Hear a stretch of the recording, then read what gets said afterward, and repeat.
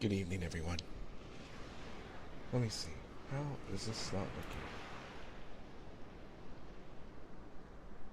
Let's see. Hello.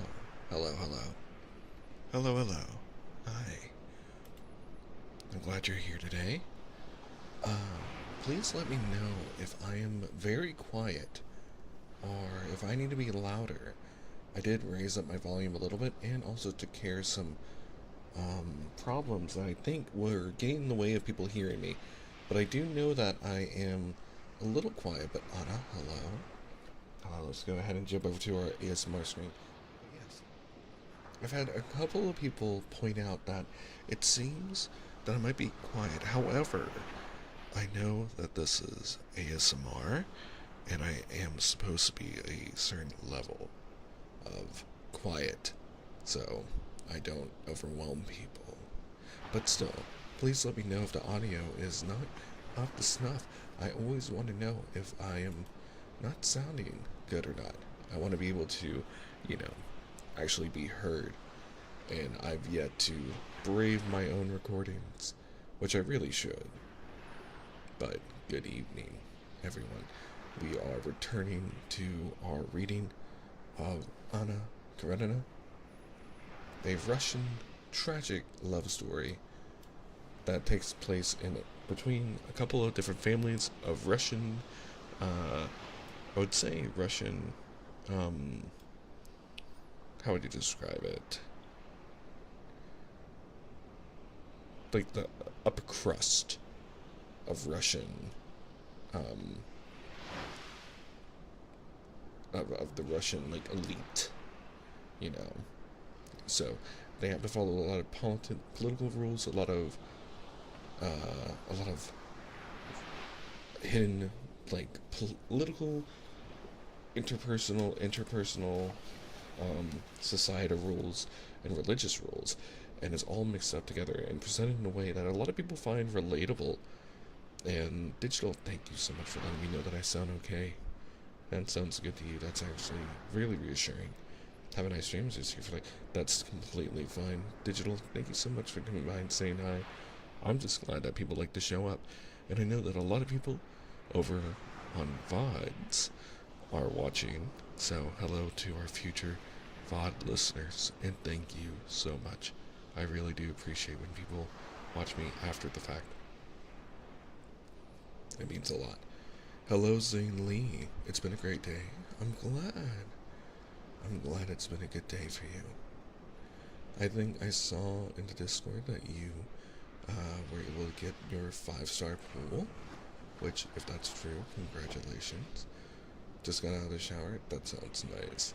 I actually just got through making myself some coffee and freshening up myself so that I can be prepared to be nice and cozy with all of you all tonight. But Izzy, hello. I don't know if I said hello to you yet over here on Twitch side. But yes, we are dual streaming both on Twitch and on YouTube. And we are getting back to Anna Karenina. And we're in part 3, chapter, I believe, 19. If I know my Roman numerals, it's chapter 19 of part 3. Oh, back to the grind? Well, I'm happy to be your background noise as you grind. Apologize for that yawn. Okay. Speaking of grinding, let's get back to the story. Let me adjust my mic really fast.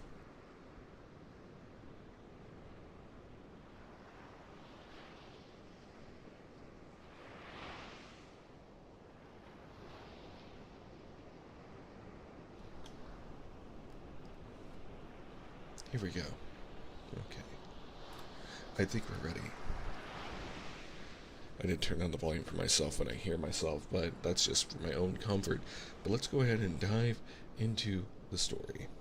Last we left off, we were with Anna as she was disobeying her husband again and going to a party where she thought Vronsky would be and ended up not being at, only for Vronsky apparently to be showing up, mayhaps. We're going to find out. while we enter back into this tragic love tale. Anna is having to decide whether or not what to do with her forbidden love child that she currently has with Vronsky, and also what to do about her own position with her own son and the demands of her husband, who is demanding that she, actually does her duty.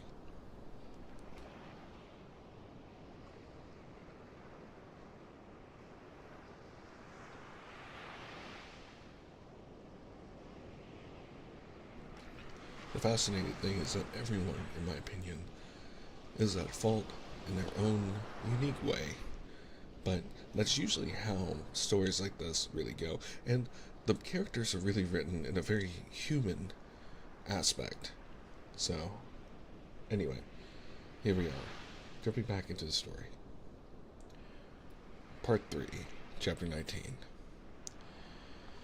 In spite of Vronsky's apparently frivolous life in society, he was a man who hated irregularity. In early youth, in the horrors of pages, he had experienced the humiliation of a refusal when he had tried, being in difficulties, to borrow money, and since then he had never once put himself in the same position again.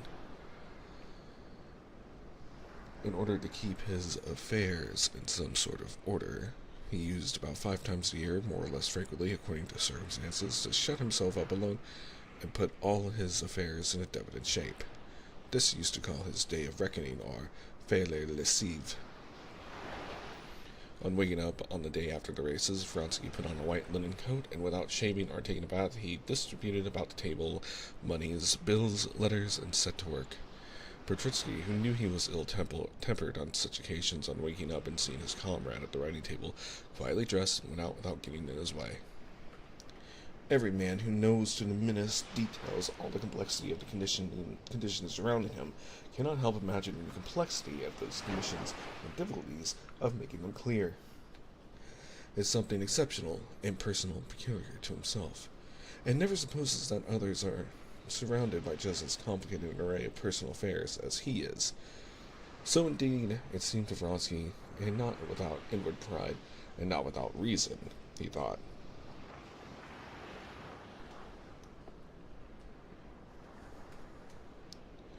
that any other man would long ago have been in difficulties, would have been forced in some dishonorable discourse, if he had found himself in such a difficult position. But Vronsky felt that now especially it was essential for him to clear up and define his position if he were to avoid getting into difficulties. What Vronsky attacked first was being the easiest was his pecuniary position. Writing down on notepaper in his minute hand all that he owed, he added up the amount and found that his debts amounted to 17,000 and some-odd hundreds, which he left out for the sake of clearness.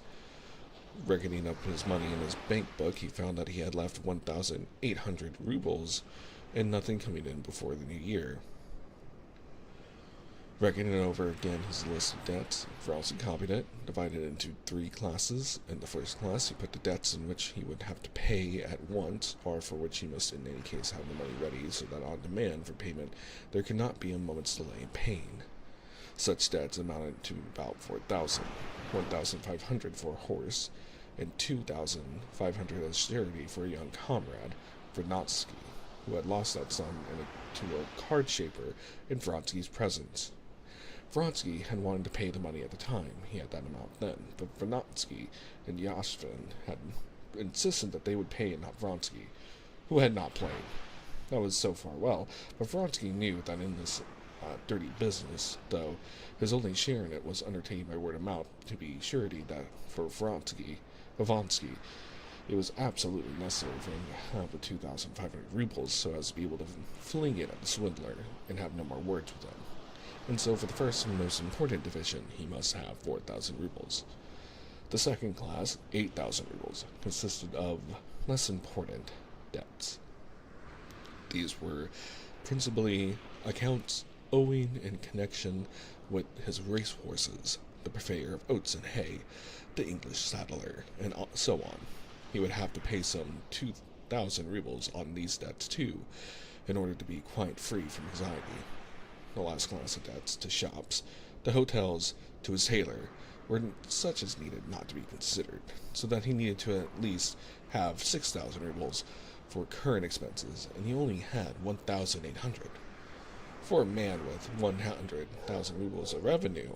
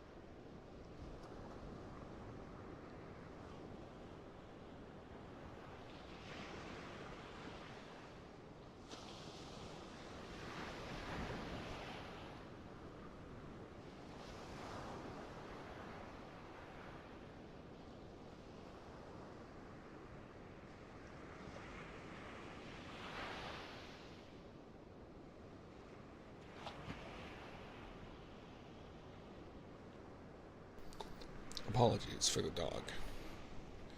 As I was saying,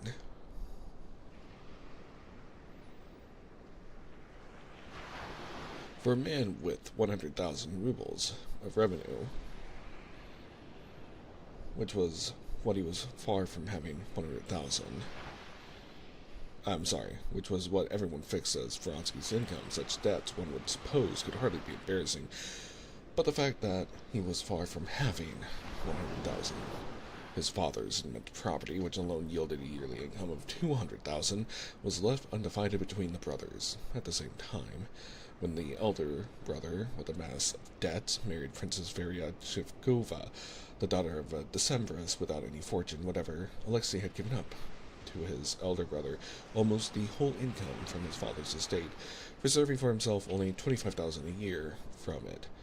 Alexei had said at the time to his brother that that sum would be sufficient for him until he married, which he probably would never do. And his brother, who was in command of one of the most expensive regiments and was only just married, could not decline the gift. His mother, who had her own separate property, had allowed Alexei every year 20,000 in addition to the 25,000 he had reserved, and Alexei had spent it all. Of late, his mother, incensed with him on account of his love affair and his leaving Moscow, had given up spending him money, and in consequence of this, Vronsky, who had been in the habit of living on the scale of 45,000 a year, having only received 20,000 that year, found himself now in difficulties. To get out of these difficulties, he could not apply to his mother for money.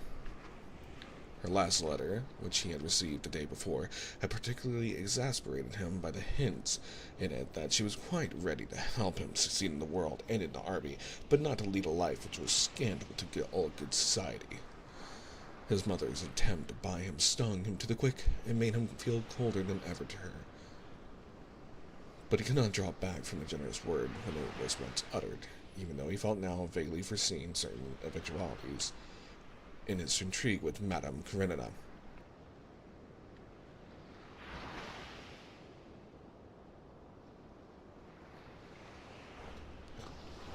That this generous word had been spoken thoughtlessly, and that even though he were not married, he might need all the 100,000 of income.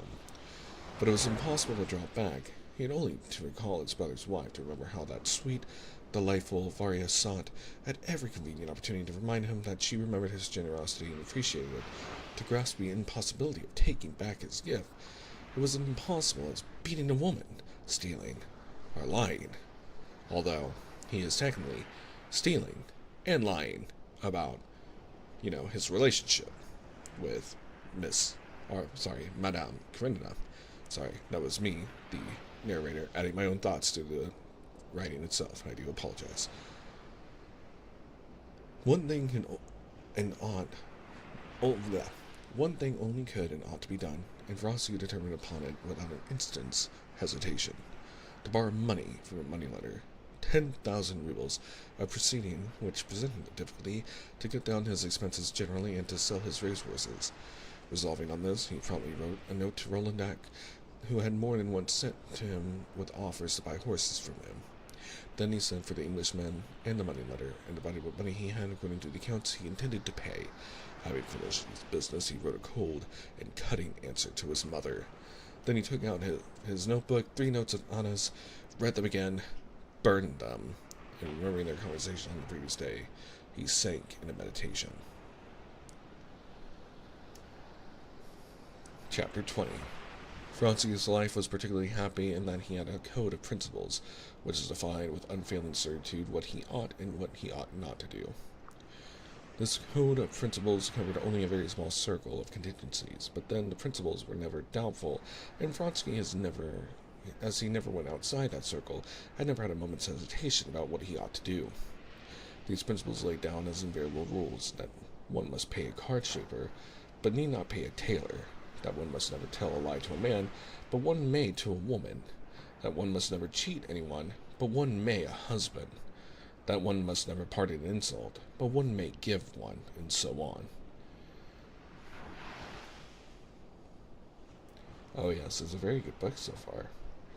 These principles were possibly not reasonable and not good, but they were of unfailing certainty, and so long as he adhered to them, Franzke felt that his heart was at peace and he could hold his head up.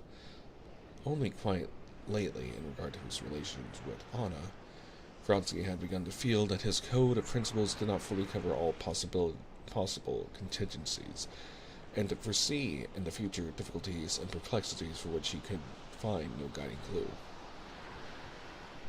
And also, hello, Darian. It's good to see you. I hope you're having a lovely evening. Welcome on in.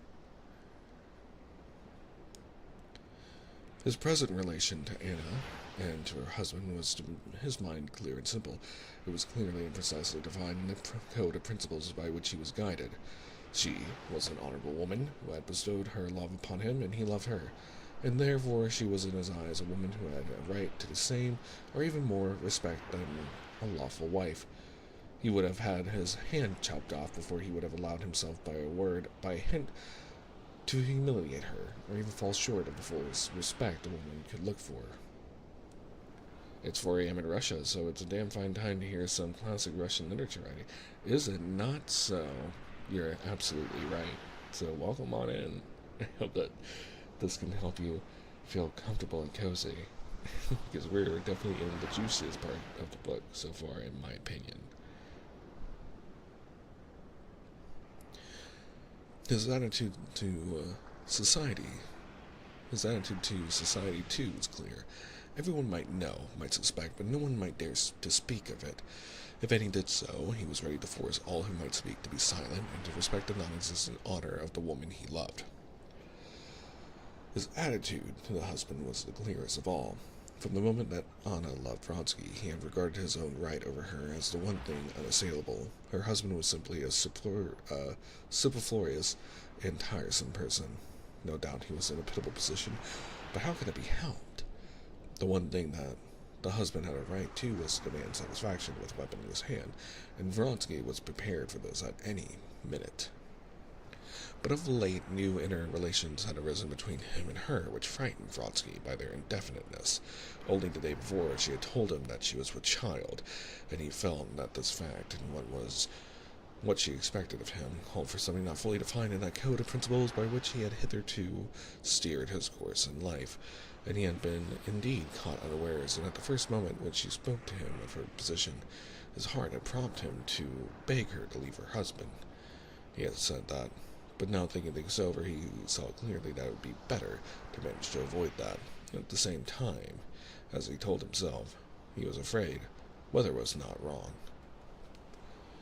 If I told her to leave her husband, that must mean uniting her life with mine, and am I prepared for that? How can I take her away now, when I have no money? Supposing I could arrange, but how can I take her away while I'm in the service? If I say that, I ought to be prepared to do it. That is, I ought to have the money and to retire from the army. And he grew thoughtful. The question whether to retire from the service or not brought him to the other and perhaps the chief, though hidden, interests of his life, in which none knew but he. Ambition was the old dream of his youth and childhood. a dream which he did not confess even to himself, though it was so strong that now this passion was even doing battle with his love. His first steps in the world and in the service had been successful, but 2 years before he had made a great mistake. Anxious to show his independence and to advance, he had refused a post that had been offered to him, hoping that this refusal would heighten his value. But it turned out that he had been too bold, and he was passed over. And having, whether he liked it or not, taken up himself the position of an independent man, he carried it off with great tact and good sense, behaving as though he bore no grudge against anyone, did not regard himself as injured in any way, and cared for nothing but to be left alone, since he was enjoying himself. In reality, he had ceased to enjoy himself as long ago as the year before, when he went away to Moscow. He felt that this independent attitude of a man who might have done anything but cared to do nothing was already beginning to pall. That many people were beginning to fancy that he was not really capable of anything but being a straightforward, good-natured fellow. His connection with Madame Karenina, by creating so much sensation and attracting general attention, had given him a fresh distinction which soothed his gnawing worm of ambition for a while. But a week before that worm had been aroused to begin fresh force. The friend of his childhood, a man of the same set, the same courtier, his comrade in the corps of pages, Supahovsky, who had left school with him, and had been his rival in class and gymnastics and his scrapes and their dreams of glory, had come back a few days ago from Central Asia, where he had gained 2 steps up in rank, and an order rarely bestowed upon generals so young. As soon as he arrived in Petersburg, people began to talk about him as the newly risen star of the first magnitude, a schoolfellow of Vronsky's, and of the same age. He was a general, and was expecting a command, which might have influenced on the course of political events, while Vronsky, independent and brilliant, and beloved by a charming woman, though he was simply a cavalry captain who was readily allowed to be as independent as he ever liked. Of course, I don't envy Supahovsky, and never could I envy him. But his advancement shows me that one has only to watch one's opportunity, and the career of a man like me may be very rapidly made. 3 years ago, he was in just the same position as I am. If I retire, I burn my ships. If I remain in the army, I lose nothing. She said herself she did not wish to change her position, and with her love I cannot feel envious of Supahovskoy. And slowly, twirling his mustaches, he got up from the table and walked about the room. His eyes shone particularly brightly, and he felt in that confident, calm, and happy frame of mind which always came after he had thoroughly faced his position. Everything was straight and clear. Just after his former days of reckoning, he shaved, took a cold bath, dressed, and went out. And is Petersburg your home city? I hear it's quite beautiful. Although I've recently made friends with someone from, I believe, Siberia, and they have been telling me a few bits about that area, even though I know the 2 locations are quite different and far apart. Forgive me, I'm taking a sip and hydrate.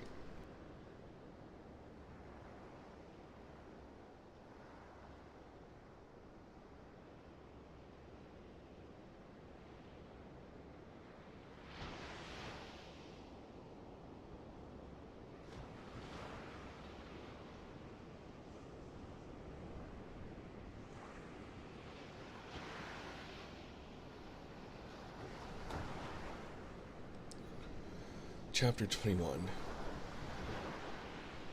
We've come to fetch you. Your lessive lasted a good time today, said Petrutsky. Well, is it over? It is over, answered Vronsky, smiling with his eyes only and twirling the tips of his mustaches as circumspectly as though, after the perfect order into which his affairs had been brought, any overboard or rapid movement might disturb it. You're always just as if you've come out of a bath after it, said Petrutsky. I've come from Gritsky's. That was what they called the colonel. They're expecting you. Vronsky, without answering, looked at his comrade, thinking of something else. Yes, is that music at his place, he said, listening to the familiar sounds of polkas and waltzes floating across to him. What's the fete? Supahovskoy's come. Aha, said Vronsky. Why, I didn't know. The smile in his eyes gleamed more brightly than ever. Having once made up his mind that he was happy in his love, that he sacrificed his ambition to it, having any way taken up this position, Vronsky was incapable of feeling either envious of Sapkowskoy or hurt with him for not coming first to him when he had came to the regiment.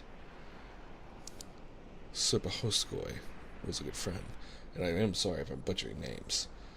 And he was delighted he had come. I'm very glad. The Colonel, Demon, had taken a large country house. The whole party were in the wide lower balcony. In the courtyard, the first objects that met Frotsy's eyes were a band of singers in white linen coats, standing near a barrel of vodka, and the robust, good-humored figure of the Colonel, surrounded by officers.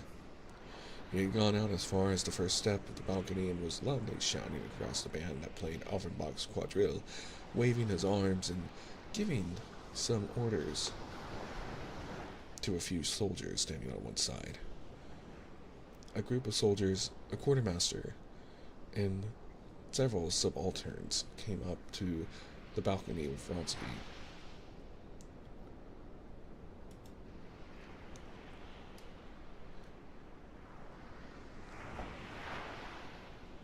Sorry, I lost my place. A group of soldiers, a quartermaster, and several subalterns came up to the balcony with Vronsky.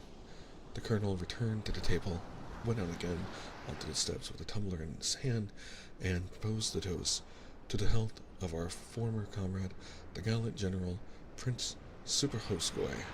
Hurrah! The Colonel was followed by Superhovskoy, who came out onto the steps smiling, with his glass in hand.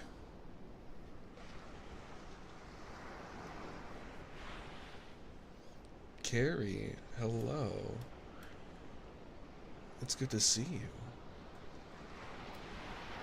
Oh, she didn't give us a raid message. That's okay. You know, fun fact, I was lurking in Carrie's stream while also being here. Also, I didn't know that she was streaming, so I was only able to catch a little bit of Carrie's stream. But I hope it went well. I saw that you were playing Infinity Nikki, the other game that Infold has made outside of Love and Deep Space, which is what I play on every Monday. But let me give you a shout out really quick to everyone who may be hanging out in the chat. But welcome on everyone. Welcome on in everyone. I'm Kris Nekomata. It's really good to see you all. And wait, why are you sorry? Oh, because you didn't get a raid message out. No, it's okay. I luckily know who you all are, and you all are very cute, and I do absolutely am glad that you guys are all here.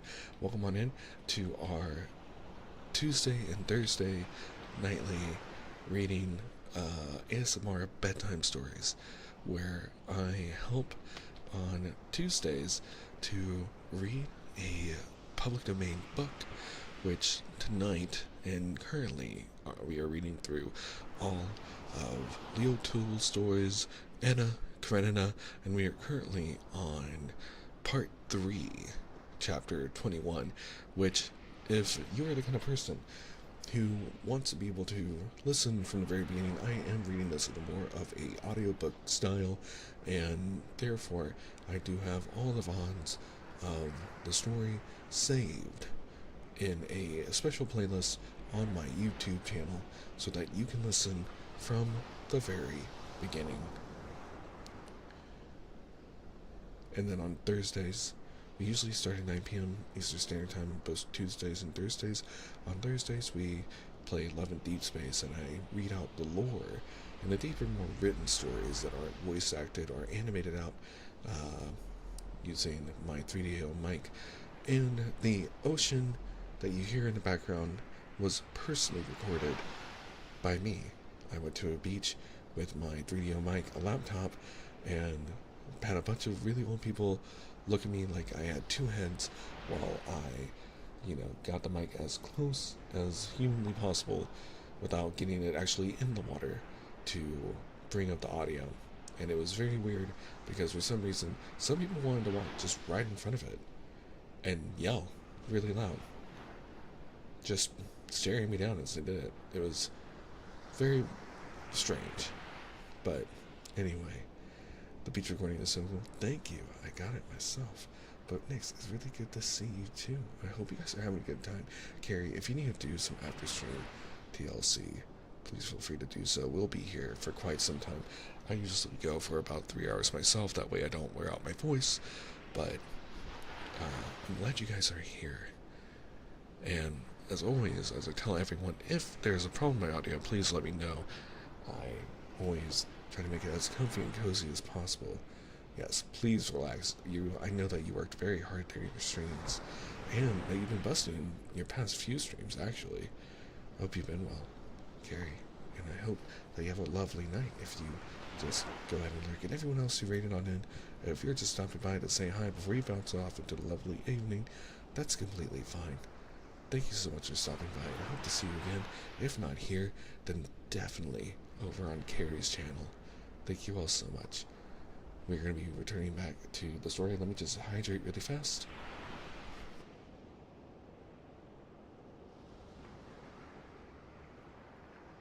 To give a quick synopsis of Anna Karenina, we are currently in the part of the story where Anna, who is what would be known kind of like as a princess amongst the elite of the Russian hierarchy, has been having a love affair with a certain soldier named Vronsky, and she had just admitted to her husband a few chapters ago that she is with the guy's child, and that she wishes for him to let her be free, basically, more or less.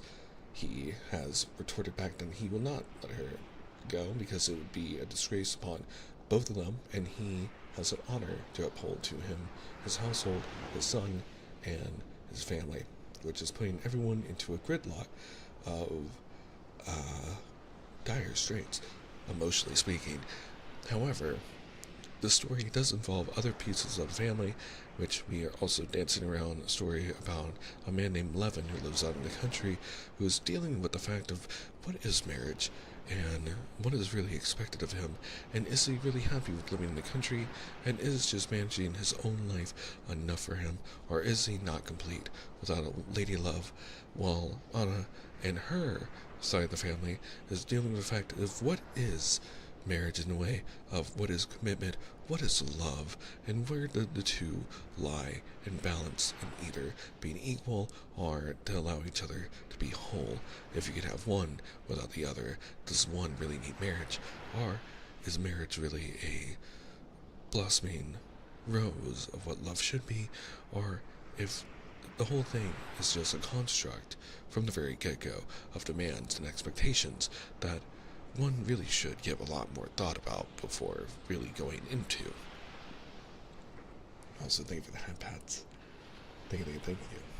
But yes, that is where we are, and currently we are dealing with Vronsky, the dashed lover of Anna, who is trying to decide exactly what he wants to do with his love affair with Anna, as he is trying to decide what is his ambition in life. He has the love of this woman, who he only just recently started to realize has a lot more importance to him than he realizes as just being another woman. And really, what does he want as he sees other people go by him in life and being able to do more than what he is achieving? So continuing on with that,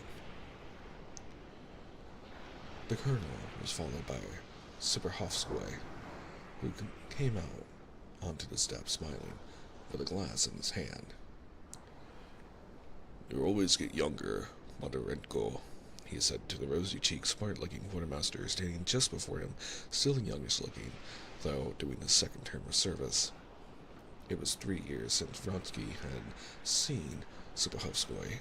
He looked more robust, had let his whiskers grow, but was still the same graceful creature, whose face and figure were even more striking from their softness and nobility than their beauty. The only change Vronsky detected in him was that subdued, continual radiance, a beaming content which settles on the faces of men who are successful and are sure of the recognition of their success by everyone. Vronsky knew that radiant air and immediately observed it in Superhovskoy. As Superhovskoy came down the steps, he saw Vronsky. A smile of pleasure lighted up his face. He tossed his head upwards and waved the glass in his hand, greeting Vronsky, and showing him by the gesture that he could not come to him before the quartermaster, who stood craning forward, his lips ready to be kissed. "Here he is," shouted the colonel. "Yasvin told me you were in one of your gloomy tempers." Superhovskoy kissed the moist, fresh lips of the gallant-looking quartermaster, and wiping his mouth with his handkerchief, went up to Vronsky. "How glad I am," he said, squeezing his hand and drawing him on one side. "You look after him," the colonel shouted to Yasvin, pointing to Vronsky, and he went down below to the soldiers. "Why weren't you at the races yesterday? I expected to see you there," said Vronsky, scrutinizing Superhovskoy. "I did go, but late. I beg your pardon," he added, and he turned to the adjutant. "Please, have this divided for me, each man as much as it runs to," and he hurriedly took notes from 300 rubles from his pocketbook. Blushing a little, "Vronsky, have anything to eat or drink?" asked Yasvin. "Aye, something for the count to eat. Ah, here it is. Have a glass." The fete at the colonel's lasted a long while. There was a great deal of drinking. They tossed Superhovskoy in the air and caught him several times. Then they did the same to the colonel. Then to the accompaniment of the band. The colonel himself danced for Petritsky. Then the colonel, who began to show signs of feebleness, sat down on a bench in the courtyard and began demonstrating to Yasvin the superiority of Russia over Prussia, especially in cavalry attack, and there was a lull in the reverie for a moment. Superhovskoy went into the house and the bathroom to wash his hands, and found Vronsky there. Vronsky was drenching his head with water. He had taken off his coat and put his sunburnt, hairy neck under the tap, and was rubbing it in his head with his hands. When he had finished, Vronsky sat down by Superhovskoy. They both sat down in the bathroom on a lounge, and a conversation began, which was very interesting to both of them. "I've always been hearing about you through my wife," said Superhovskoy. "I'm glad you've been seeing her pretty often. She's friendly with Varia, and they're the only women in Petersburg I care about seeing," answered Vronsky, smiling. He smiled because he foresaw the topic of the conversation would turn on, and he was glad of it. "The only ones?" Superhovskoy queried, smiling. "Yes, and I heard news of you, but not only through your wife," said Vronsky, checking his hint by a stern expression of face. "I was greatly delighted to hear of your success, but not a bit surprised. I expected even more." Superhovskoy smiled. Such an opinion of him was obviously agreeable to him, and he did not think it necessary to conceal it. "Well, I, on the contrary, expected less, I'll own frankly, but I'm glad, very glad. I'm ambitious. That's my weakness, and I confess to it." "Perhaps you wouldn't confess to it if you hadn't been successful," said Vronsky. "I don't suppose so," said Superhovskoy, smiling again. "I won't say life wouldn't be worth living without it, but it would be dull, of course. I may be mistaken, but I fancy I have a certain capacity for the line I've chosen, and that power of any sort in my hands, if it is to be, will be better than in the hands of a good many people I know," said Superhovskoy, with beaming consciousness of success, "and so the nearer I get to it, the better pleased I am." "Perhaps that is true for you, but not for everyone. I used to think so too, but here I live and think life worth living not only for that." "There it's out, here it comes," said Superhovskoy, laughing. "Ever since I heard about you, about your refusal, I began. Of course, I approved of what you did, but there are ways of doing everything, and I think your action was good in itself, but you didn't do it quite in the way you ought to have done.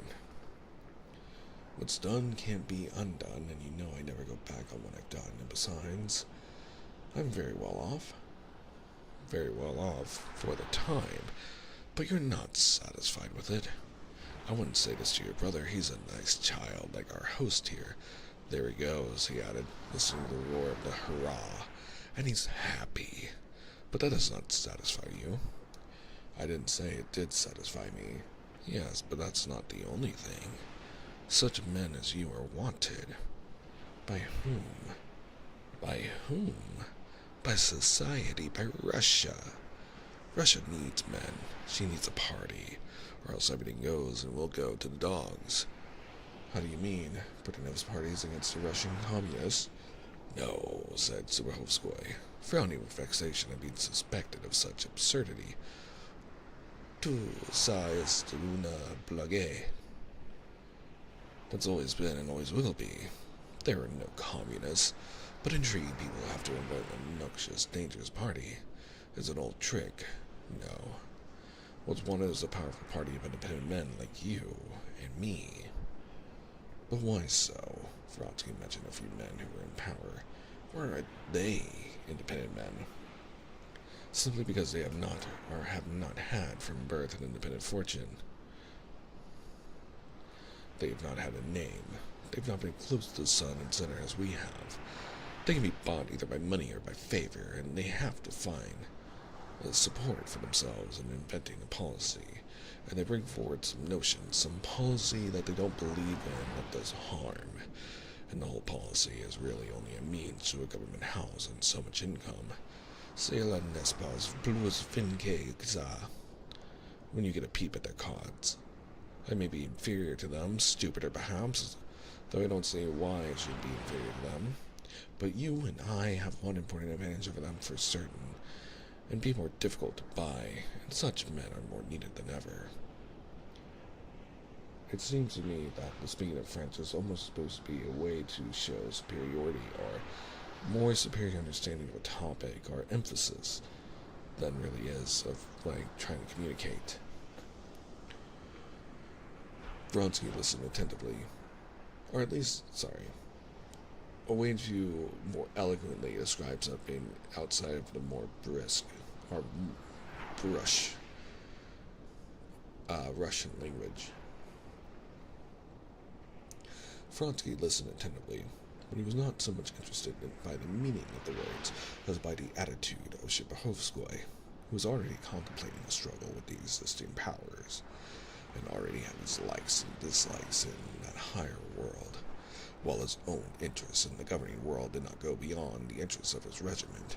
Vronsky felt, too, how powerful Subahovskoy might become through his unmistakable faculty for thinking things out and for taking things in.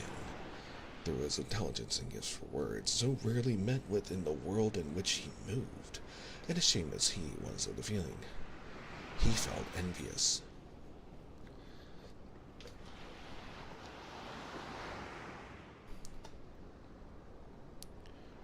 Still, I haven't the one thing of the most importance for that, he answered. I haven't a desire of power. I had it once, but it's gone. Excuse me, that's not true, said Subahovskoy, smiling. Yes, it is true. Now, Vronsky added, to be truthful. Yes, it's true now, that's another thing, but that now won't last forever. Perhaps, answered Vronsky. You say, perhaps, Subahovskoy went on, as though guessing his thoughts, but I say, for certain, and that's what I wanted to see you for. Your action was just what it should have been. I see that, but you ought not to keep it up. Only ask you to give me carte blanche. I'm not going to offer you my protection, though indeed, why shouldn't I protect you?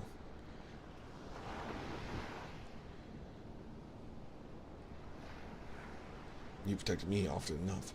I should hope our friendship rises above all that sort of thing. Yes, he said, smiling to him tenderly as a woman. Give me carte blanche. Retire from the regiment, and I'll draw you upwards imperceptibly. But you must understand that I want nothing, said Vronsky, except that all should be as it is. Subahovskoy got up and stood facing him. You say that all should be as it is. I understand what that means, but listen, we're the same age. You've known a great number of women, perhaps, than I. Subahovskoy smiled and gestures told Vronsky that he must be afraid, that he would be tender and careful in touching the sore place. But I'm married, and believe me, in getting to know thoroughly one's wife, when one loves her, as someone has said, one gets to know all women better than if one knew thousands of them. "We're coming directly," Vronsky shouted to an officer who looked into the room and called them to the colonel. Vronsky was longing now to hear to the end and know what Subohovskoy would say to him. "And here's my opinion for you. Women are the chief stumbling block in a man's career. It's hard to love a woman and do anything." I have opinions on that. That's quite a loaded sentence. Jeez.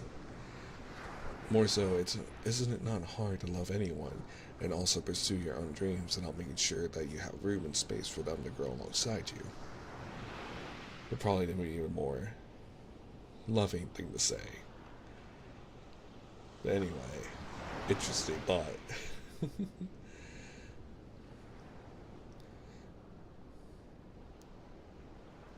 There's only one way of having love immediately without it being a hindrance. That's marriage. How? How am I to tell you what I mean? Said Subohovskoy, who likes similes. Wait a minute. Yes, just as you can only carry a fardeau and do something with your hands. When the fardeau is tied on your back, and that's marriage. And that's what I felt when I was married. My hands were suddenly set free. But to drag that fardeau about with you without marriage, your hands will always be so full that you can do nothing. Look at Mazovkoy and Krupov. They've ruined their careers for the sake of women. What women? Said Vronsky, recalling the French woman and the actress with whom the two men he had mentioned were connected. The firmer the woman's footing in society, the worse it is. Not much the same as not merely carrying the fardeau in your arms, but tearing it away from someone else. You have never loved, Vronsky said softly looking straight before him and thinking of Anna.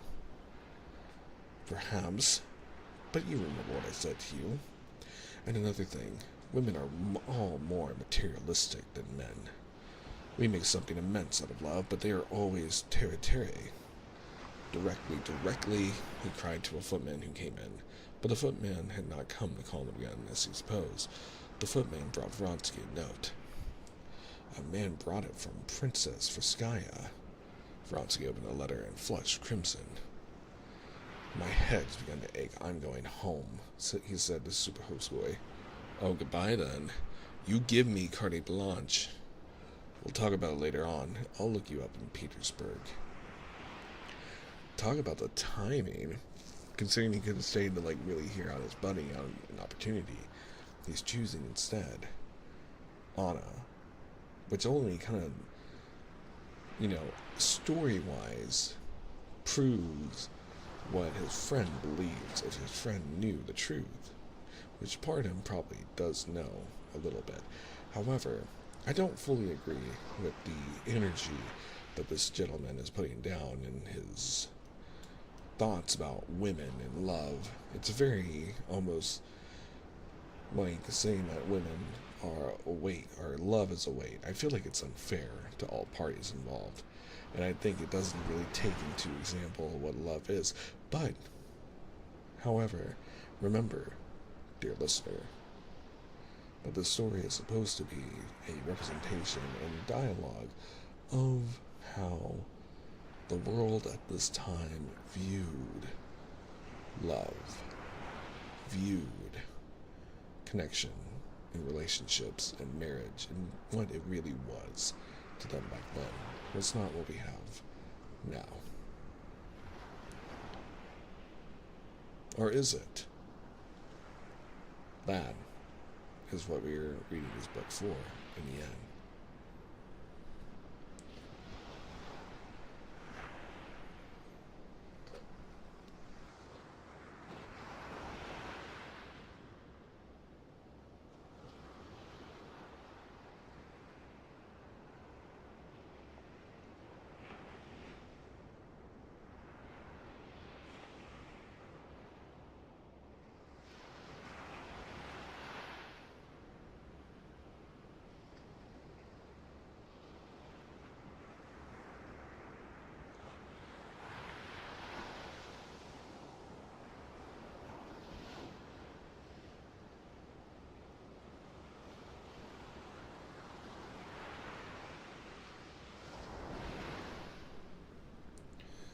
Chapter 22. It was 6 o'clock already, and so in order to be there quickly and at the same time not to drive with his own horses, known to everyone, Franzi got into Yasrin's hired fly and told the driver to drive as quickly as possible. It was a roomy, old-fashioned fly with seats for four. He sat in one corner, stretched his legs out on the front seat, and sank into meditation. A vague sense of the order into which his affairs had been brought, a vague recollection of the friendliness and flattery of Super Hofskoy, who had considered him a man that was needed, and most of all, the anticipation of the interview before him, all blended into a general joyous sense of life. This feeling was so strong that he could not help smiling. He dropped his legs, crossed one leg over the other knee, and, taking it in his hand, felt the springy muscle of the calf, where it had been grazed the day before by his fall, and leaning back, he drew several deep breaths. "I'm happy. Very happy," he said to himself. He had often before had the sense of physical joy in his own body, but he had never felt so fond of himself, of his own body, as at this moment. He enjoyed the slight ache in his strong leg. He enjoyed the muscular sensation of movement in his chest as he breathed. The bright, cold August day, which made Anna feel so hopeless, seemed to him keenly stimulating, and refreshed his face and neck that still tingled from the cold water. The scent of brilliantine on his whiskers struck him as particularly pleasant in the fresh air. Everything he saw from the carriage window, everything in that cool, pure air in the pale light of the sunset, was as fresh and gay and strong as he was himself. The figures of passersby, the carriages that met him now and then, the motionless green of the trees and grass, the fields with the evenly drawn furrows of potatoes and the slanting shadows that fell from the houses and trees and bushes, and even from the rows of potatoes, everything was bright, like a pretty landscape that just finished and freshly varnished. Get on, he said to the driver, putting his head out the window, and pulling a 3-ruble note out of his pocket, he handed it to the man as he looked around. The driver's hand fumbled with something at the lamp. The whip cracked, and the carriage rolled rapidly along the smooth high road. "I want nothing but this happiness," he thought, staring at the bone button of the bell in the space between the windows, and picturing to himself Anna just as he had seen her last time. "And as I go on, I love her more and more. Here's the garden of Red Villa. Whereabouts will she be? Where? How? Why did she fix on this place to meet me? And why does she write in Betsy's letter?" he thought, wondering now for the first time at it. But there was no time for wonder. He called to the driver to stop before reaching the avenue, and opening the door, jumped out of the carriage as it was moving, and went into the avenue that led up to the house. There was no one in the avenue, but looking round to the right, he caught sight of her. Her face was hidden by a veil, but he drank it in. Her glad eyes, the special movement in walking peculiar to her alone, the slope of her shoulders and the setting of her head, and at once a sort of electric shock ran all over him. With fresh force he felt conscious of himself, from the springy motions of his legs to the movements of his lungs as he breathed, and something set his lips twitching. Joining him, she pressed his hand tightly. "You're not angry that I sent for you. I absolutely had to see you," she said, in the serious and set line of her lips, which he saw in the veil transformed his mood at once. "I angry? But how have you come? Where from?" "Never mind," she said, laying her hand on his. "Come along, I must talk to you." He saw that something had happened, and that the interview would not be a joyous one. In her presence he had no will of his own. Without knowing the grounds of her distress, he already felt the same distress unconsciously passing over him.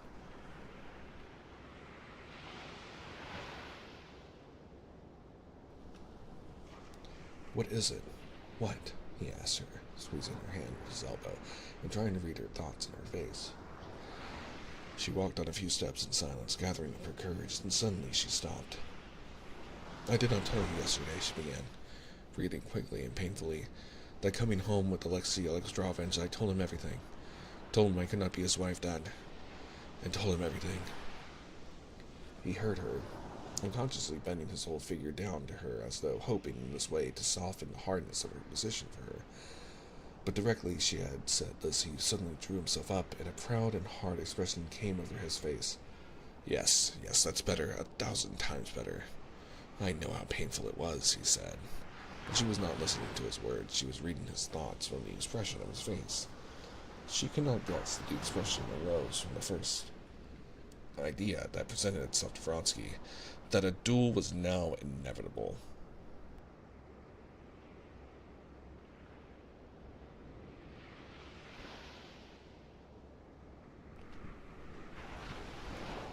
The idea of a duel had never crossed her mind, and so she put a different interpretation on his passing expression of hardness. When she got her husband's letter, she knew that at the bottom of her heart that everything would go on in the old way, that she would not have the strength of will to forego her position, to abandon her son and to join her lover. The morning spent at Princess Friskaya's had confirmed her still more in this.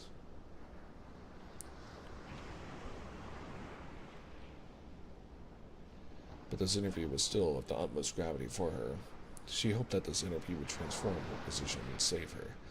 If on hearing this news he were to say to her resolutely, passionately, without an instant's wavering, "Throw up everything and come with me," she would give up her son and go away with him. But this news had not produced what she had expected in him. He simply seemed as though he were resenting some affront. "It was not in the least painful to me. It happened of itself," she said irritably. "And see," she pulled her husband's letter out of her glove. I understand, he interrupted her, taking the letter but not reading it and trying to soothe her. "The one thing I longed for, the one thing I prayed for, was to cut short this position, so as to devote my life to your happiness." "Why do you tell me that?" she said. "Do you suppose I can doubt it? If I doubt it—" "Who's that coming?" said Vronsky, suddenly pointing to two ladies walking towards them. "Perhaps they know us," and he hurriedly turned off, drawing her after him into a side path. "Oh, I don't care," she said, her lips quivering, and then he fancied that her eyes looked strange with fear at him from under the veil. "I tell you that's not the point. I cannot doubt that. But see what he writes to me. Read it." She stood still again. Again, just as the first moment of hearing had ruptured with her husband, Vronsky, on reading the letter, was unconsciously carried away by the natural sensation aroused in him by his own relation to the betrayed husband. Now, while he held his letter in his hands, he could not help picturing the challenge, which he would most likely find at home today or tomorrow, and the duel itself in which, with the same cold and haughty expression that his face was assuming at this moment,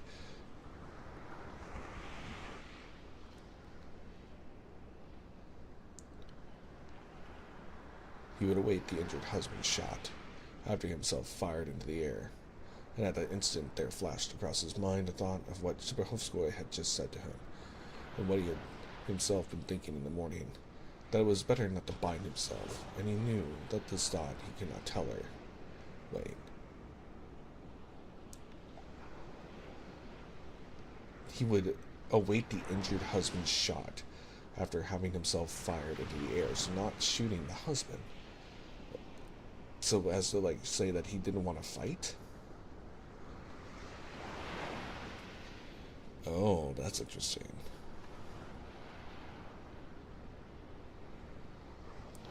Having read the letter, he raised his eyes to her, and there was no determination in them.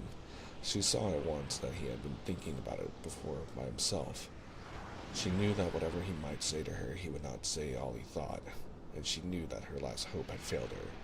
This was not what she had been reckoning on. "You see, the sort of man he is," she said, with a shaking voice, "he— Forgive me, but I rejoice at it," Vronsky interrupted. "For God's sake, let me finish," he added, his eyes imploring her to give him time to explain his words. "I rejoice because things cannot possibly remain as he supposes." "Why can't they?" Anna said, restraining her tears, and obviously attaching no sort of consequence to what he said. She felt that her fate was sealed. Vronsky meant that after the duel, inevitably he thought, things could not go on as before, but he said something different. "It can't go on. I hope that now you will leave him. I hope," he was confused and reddened, "that you will let me arrange a plan of our life. Tomorrow," he was beginning. She did not let him go on. "But my child," she shrieked. "You see what he writes? I should have to leave him, and I can't and won't do that. But for God's sake, which is better? Leave your child or keep up this degrading position? To whom is it degrading? To all, and most of all to you." "You say degrading. Don't say that. Those words have no meaning for me," she said in a shaking voice. She didn't want him now to say what was untrue. She had nothing left her but his love, and she wanted to love him. Don't you understand that from the day I loved you, everything has changed for me? For me, there is one thing, and one thing only, your love. If that's mine, I feel so exalted, so strong, that nothing can be humiliating to me. I am proud of my position because proud of being proud. She could not say what she was proud of. Tears of shame and despair choked her utterance. She stood still, sobbing. He felt, too, something swelling in his throat and twitching in his nose, and for the first time in his life he felt on the point of weeping.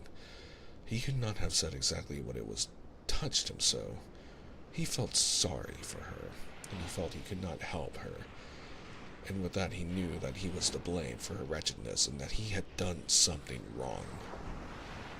"Is not divorce possible?" he said feebly. She shook her head, not answering. "Couldn't you take your son and still leave him?" "Yes, but it all depends on him. Now I must go to him," she said shortly. Her presentiment that all would again go on in the old way had not deceived her. "On Tuesday I shall be in Petersburg, and everything can be settled."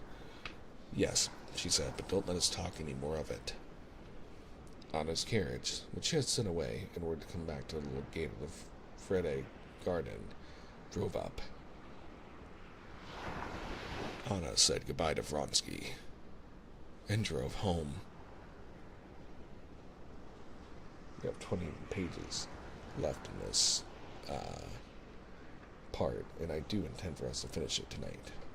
I'm going to take a quick sip of my water.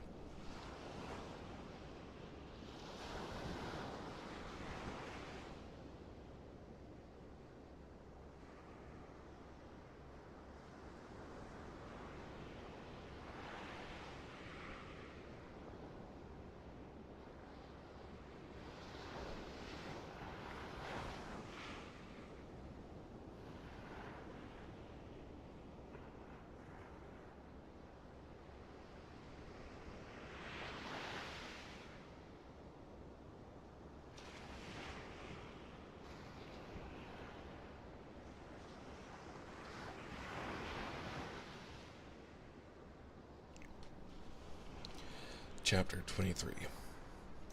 On Monday there was his usual sitting of the commission of the 2nd of June.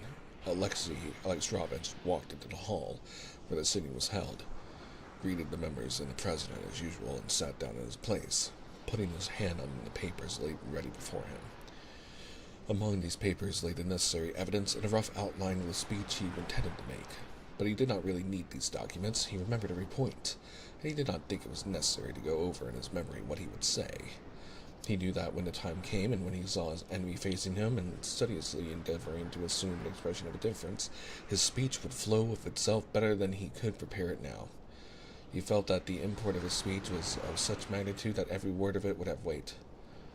Meantime, as he listened to the usual report, he had the most innocent and inoffensive air, no one looking at his white hands, with their swollen veins and long fingers so softly stroking the edges of the white paper that lay before him, and at the air of weariness with which his head drooped on one side, would have suspected that in a few minutes a torrent of words would flow from his lips that would arouse a fearful storm, set the members shouting and attacking one another, and force the president to call for order. When the report was over, Alexei Alexandrovich announced in a subdued, delicate voice that he had several points to bring before the meeting in regard to the commission of the reorganization of the native tribes. All attention was turned upon him. Alexei Alexandrovich cleared his throat, and not looking at his opponent, but selecting, as he always did while he was delivering his speeches, the first person sitting opposite him, an inoffensive little man, who never had an opinion of any sort of the commission, began to expound his views. When he reached the point about the fundamental and radical law, his opponent jumped up and began to protest. Stremov, who was also a member of the commission, and also stung to the quick, began defending himself, and altogether a storming sitting followed. But Alexei Alexandrovich triumphed, and his motion was carried. 3 new commissions were appointed, and the next day in a certain Petersburg circle nothing else was talked of but this sitting. Alexei Alexandrovich's success had been even greater than he had anticipated.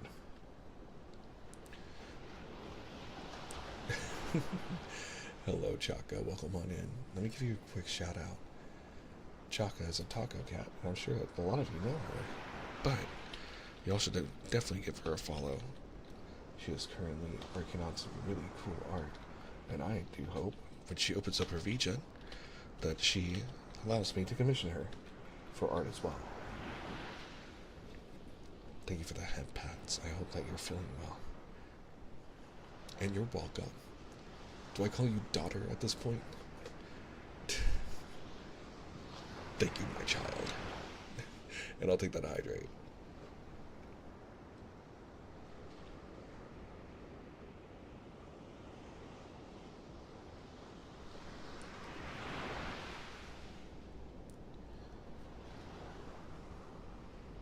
Next morning, Tuesday, Alexei Alexandrovich, on waking up, recollected with pleasure his triumph of the previous day, and he could not help smiling, though he tried to appear indifferent, when the chief secretary of his department, anxious to flatter him, informed him of the rumors that had reached him concerning what had happened in the commission.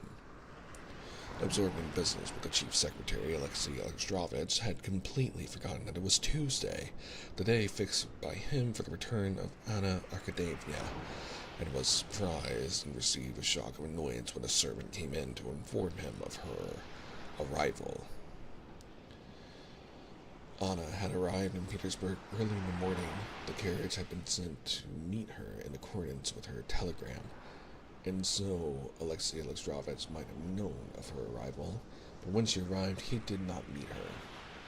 She was told that he had not yet gone out, but was busy with the secretary. She sent word to her husband that she had come, went to her own room, and occupied herself in sorting out her things, expecting he would come to her. But an hour passed. He did not come. She went into the dining room on the pretext of giving some directions, spoke loudly on purpose, expecting him to come out there, but he did not come. Though she heard him go to the door of his study as he parted from the chief secretary, she knew that he was usually out quickly to his office, and she wanted to see him before that, so that their attitude to one another might be defined. She walked across the drawing room and went resolutely to him. When she went into his study, he was in official uniform, obviously ready to go out, sitting at a little table on which he rested his elbows, looking dejectedly before him. She saw him before he saw her, and she saw that he was thinking of her. She walked across the drawing room. On seeing her, he would have risen, but changed his mind. Then his face flushed hotly, a thing Anna had never seen before, and he got up quickly and went to meet her, looking not at her eyes, but above them at her forehead and hair. He went up to her, took her by the hand, and asked her to sit down. "I'm very glad you have come," he said. Sitting down beside her and obviously wishing to say something, he stuttered. Several times he tried to begin to speak, but stopped. In spite of that, preparing herself for meeting him, she had schooled herself to despise and reproach him. She did not know what to say to him, and she felt sorry for him, and so the silence lasted for some time. "Is Shiryosa quite well?" he said, and not waiting for an answer, he added, "I shan't be dining at home today, and I have got to go out directly." "I had thought of going to Moscow," she said. "No, you did quite right to come," he said, and he was silent again. Seeing that he was powerless to begin the conversation, she began herself. "Alexei Alexandrovich," she said, looking at him and not dropping her eyes under his persistent gaze at her hair, "I'm a guilty woman. I'm a bad woman. But I am the same as I was, as I told you then, and I have come to tell you that I can change nothing." "I have asked you a question about that," he said, all at once, resolutely and with hatred, looking her straight in the face. That was as I had supposed. Under the influence of anger, he apparently regained complete possession of all his faculties. "But as I told you then, and have written to you," he said in a thin, shrill voice, "I repeat now that I am not bound to know this. I ignore it. Not all wives are so kind as you, to be in such a hurry to communicate such agreeable news to their husbands." He laid special emphasis on the word agreeable. "I shall ignore it so long as the world knows nothing of it, so long as my name is not disgraced. And so I simply inform you that our relations must be just as they have always been, and that only in the event of your compromising me I shall be obliged to take steps to secure my honor." But our relations cannot be the same as always, Anna began in a timid voice, looking at him with dismay. When she saw once more those composed gestures, heard that shrill, childish, and sarcastic voice, her aversion for him extinguished for her pity for him, and she felt only afraid. But at all costs she wanted to make clear her position. I cannot be your wife while she began. He laughed a cold and malignant laugh. The manner of life you have chosen is reflected, I suppose, in your ideas. I have too much respect, or contempt, or both. I respect your past and despise your present, that I was far from the interpretation you put on my words. Anna sighed and bowed her head. Though indeed I fail to comprehend how, with the independence you show, he went on, getting hot, announcing your infidelity to your husband and seeing nothing reprehensible in it.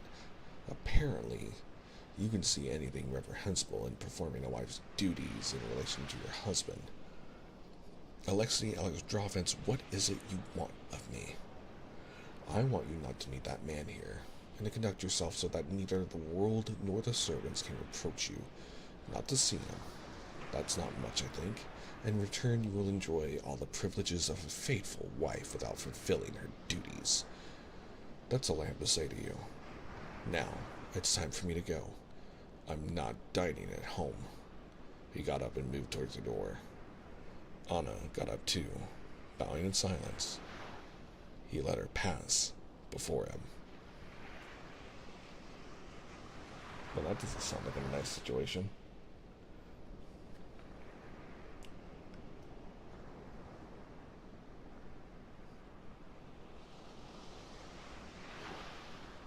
Chapter 24.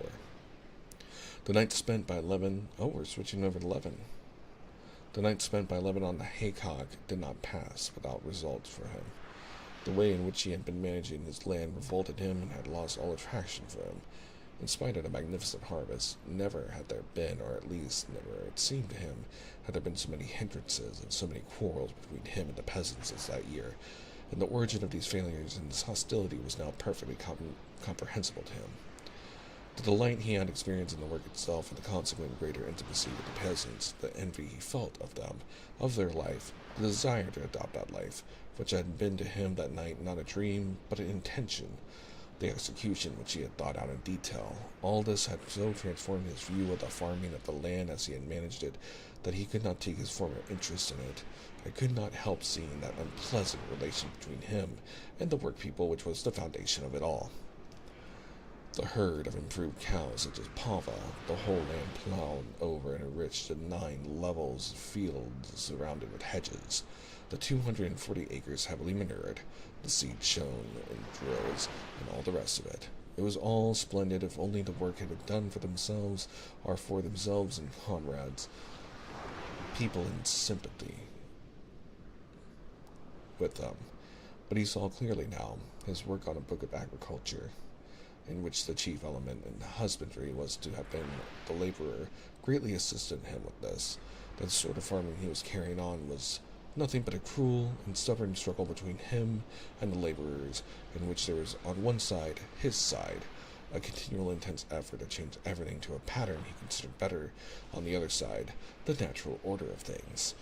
And in this struggle he saw that with immense expenditure of force on his side, and with no effort or even intention on the other side, all that was attained was that the work did not go to the liking of either side, and that splendid tools, splendid cattle, and land were spoiled, with no good to anyone.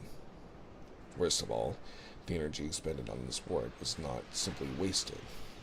He could not help feeling now, since the meaning of the system had become clear to him, that the aim of his energy was a most unworthy one. In reality, what was the struggle about? He was struggling for every farthing of his share, and he could not help it, for he had only to relax his efforts, and he would not have had the money to pay his laborers' wages, while they were only struggling to be able to do their work easily and agreeably, that is to say, as they were used to doing it. It was for his interest that every laborer should work as hard as possible, and that while doing so, he should keep his wits about him, so as try not to break the winnowing machines, the horse rakes, the thrashing machines, that he should attend to what he was doing, What the laborer wanted was to work as pleasantly as possible with rest, and above all, carelessly and heedlessly without thinking. That summer, Levin saw that at every step. He sent the men to mow some clover for hay, picking out the worst patches where the clover was overgrown with grass and weeds and of no use for seed, and again they mowed the best acres of clover, justifying themselves by the pretense that the bailiff had told them to, and trying to pacify him with the assurance that would be splendid hay, but he knew that it was owing to those acres being so much easier to mow. He sent out a hay machine for pitching the hay. It was broken at the first row because it was dull work for a peasant to sit on the seat in front with the great wings above him, and he was told, "Don't trouble, your honor. Sure, the women folks will pitch it quick enough." The plows were practically useless because it never occurred to the laborer to raise the share when he turned the plow, and forcing it round, he strained the horses and tore up the ground. And Levin was begged not to mind about it. The horses were allowed to stray into the wheat because not a single laborer would consent to be night watchmen, and in spite of orders to the contrary, the laborers insisted on taking turns for night duty, and Ivan, after working all day, fell asleep and was very penitent for his fault, saying, "Do what you will to me, your honor."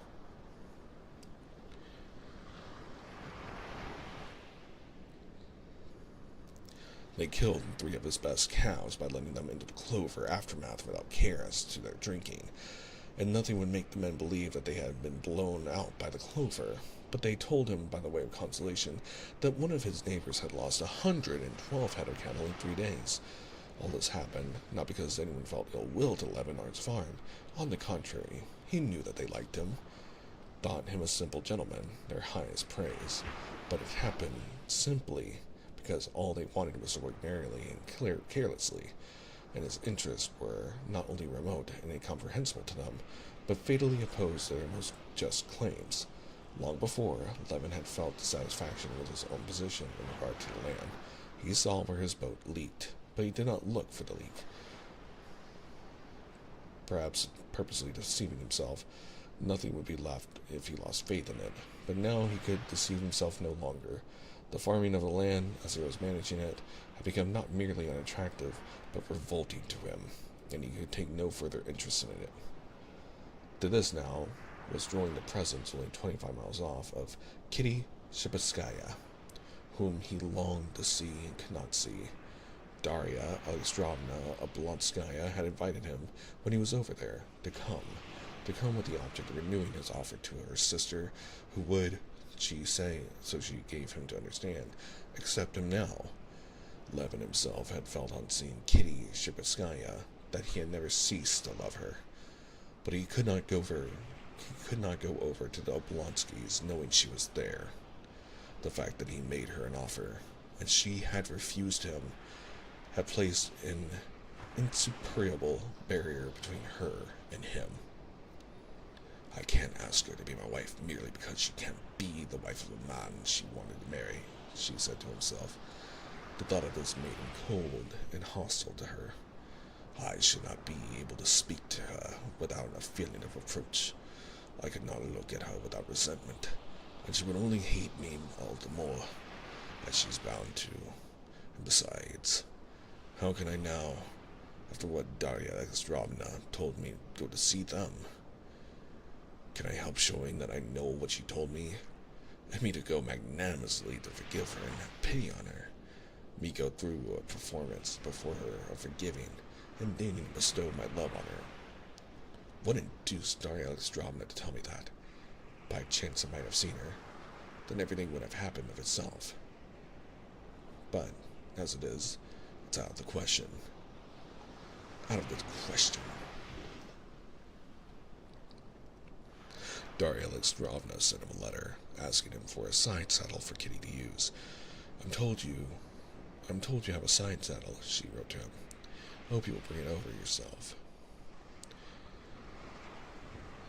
This was more than he could stand. How could a woman of any intelligence, of any delicacy, put her sister in such a humiliating position? He wrote 10 notes and tore them all up, and sent the saddle without any reply.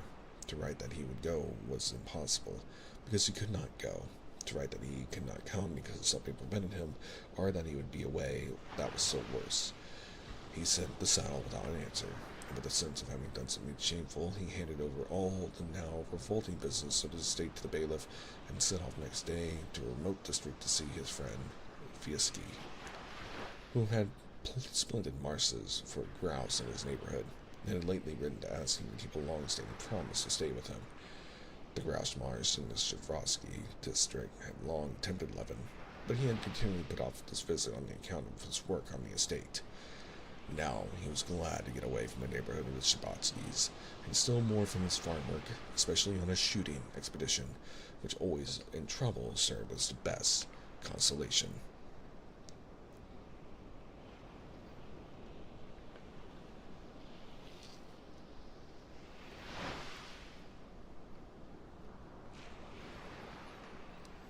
Chapter 25. I'm going to take a quick hydration break.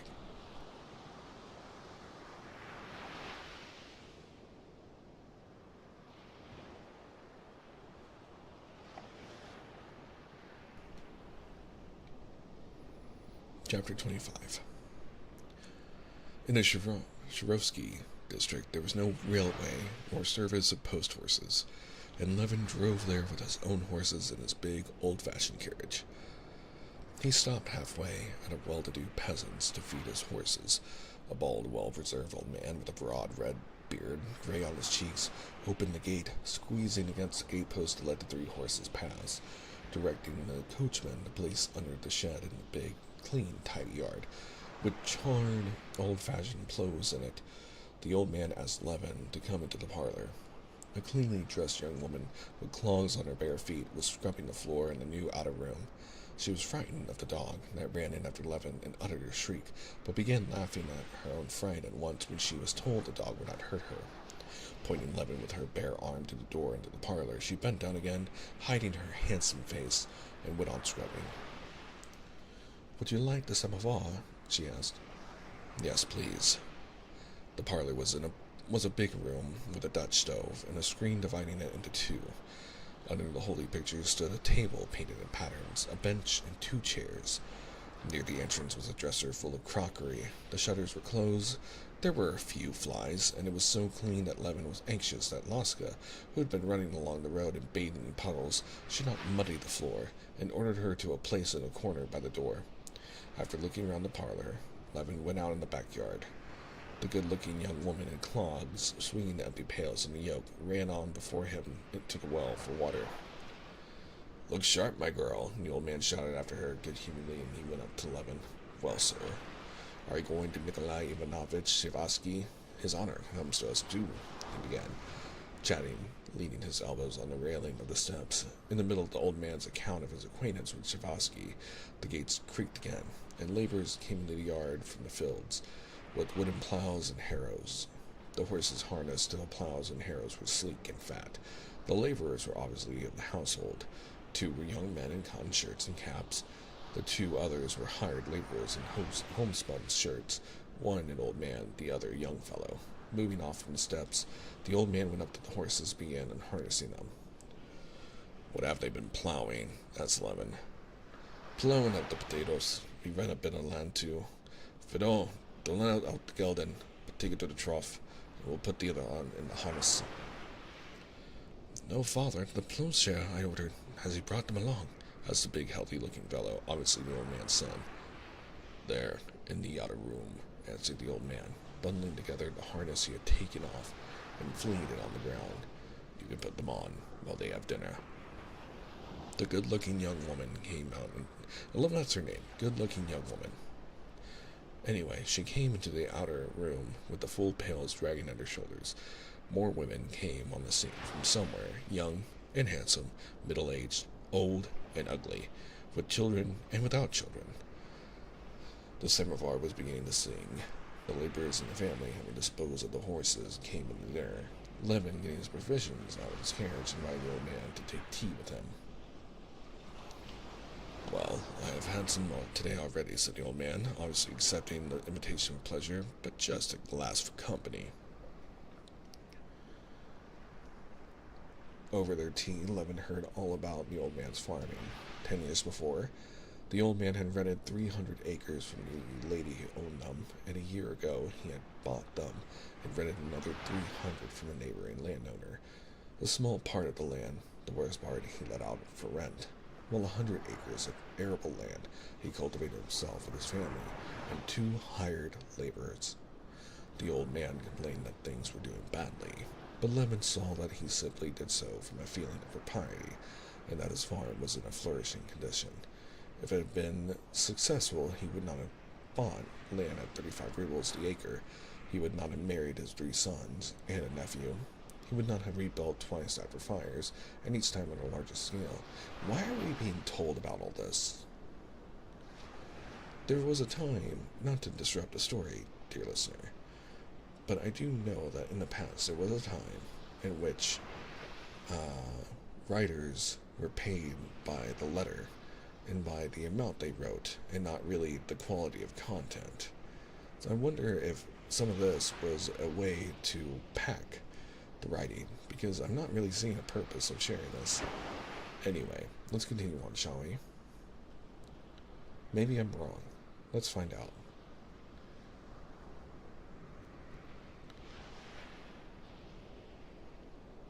If it had been unsuccessful, he would not have bought land at 35 rubles for the acre.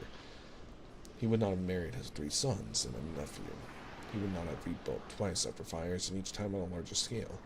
In spite of the old man's complaints, it was evident that he was proud, and justly proud, of his prosperity, proud of his sons, his nephew, his sons' wives, his horses, and his cows, and especially the fact that he was keeping all this farming going.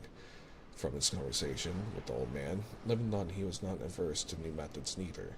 He had planted a great many potatoes, and his potatoes, as Levin had seen driving past, were already past flowering and beginning to die down, while Levin's were only just coming into flower.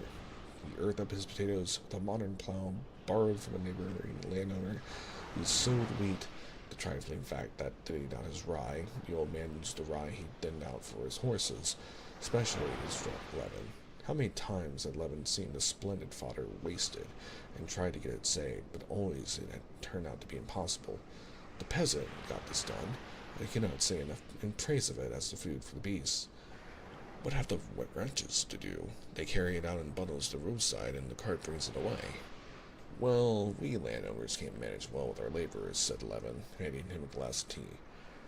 Thank you, said the old man. He took the glass, but refused sugar, pointing to the lump he had left. There's simple destruction, he said. Look at Shavatsky's, for instance.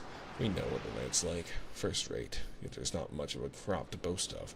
It's not looked after enough. That's all it is. But you work your land with hired laborers. We're all peasants together. We go in everything ourselves. If a man's no use, he can go, and we can manage by ourselves. Father, Finnegan wants some tar, said the young woman in the clogs coming in. Yes, that's how it is, sir, said the old man, getting up and crossing himself deliberately. He thanked Levin and went out. When Levin went into the kitchen to call his coachman, he saw the whole family at dinner. The women were standing up and waiting on them. The young, sturdy-looking son was telling something funny with his mouth full of pudding, and they were all laughing. The woman in the clogs was pouring canned soup into a bowl, laughing most merrily of all. Very probably the good-looking face of the young woman in the clogs had a good deal to do with the impression of well-being this peasant household made upon Levin. But the impression was so strong that Levin could never get rid of it. And all the way from the old peasants to Shavatsky's, he kept recalling this peasant's farm, as though there was something in this impression that demanded his special attention. So it's a little seed of thought. Interesting. A short chapter, but that brings us to chapter 26. Shavatsky was the marshal of his district. He was 5 years older than Levin and had long been married. His sister-in-law, a young girl Levin liked very much, lived in his house, and Levin knew what Shavatsky and his wife would have greatly liked to marry the girl to him. He knew this with the certainty, as so-called eligible young men always know it, though he could never have brought himself to speak of it to anyone, and he knew too that, although he wanted to get married, and although by every token this very attractive girl would make an excellent wife, he could no more have married her, even if he had not been in love with Kitty Shabbatskaya, than he could have flown up to the sky, and his knowledge poisoned the pleasure he had hoped to find in the visit to Shavatsky.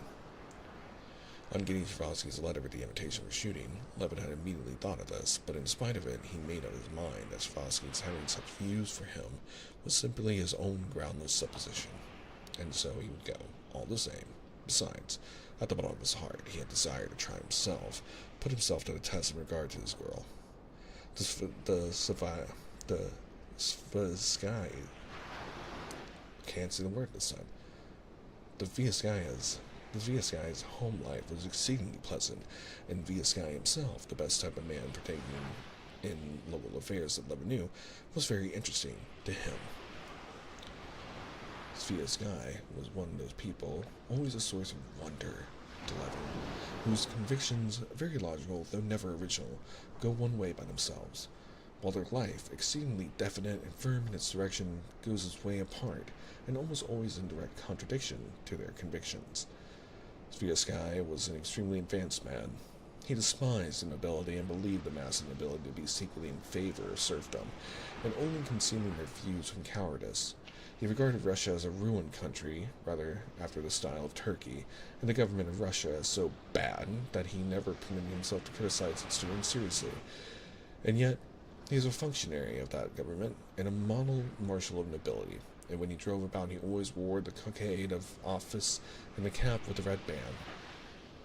He considered human life only tolerable abroad and went abroad to stay at every opportunity.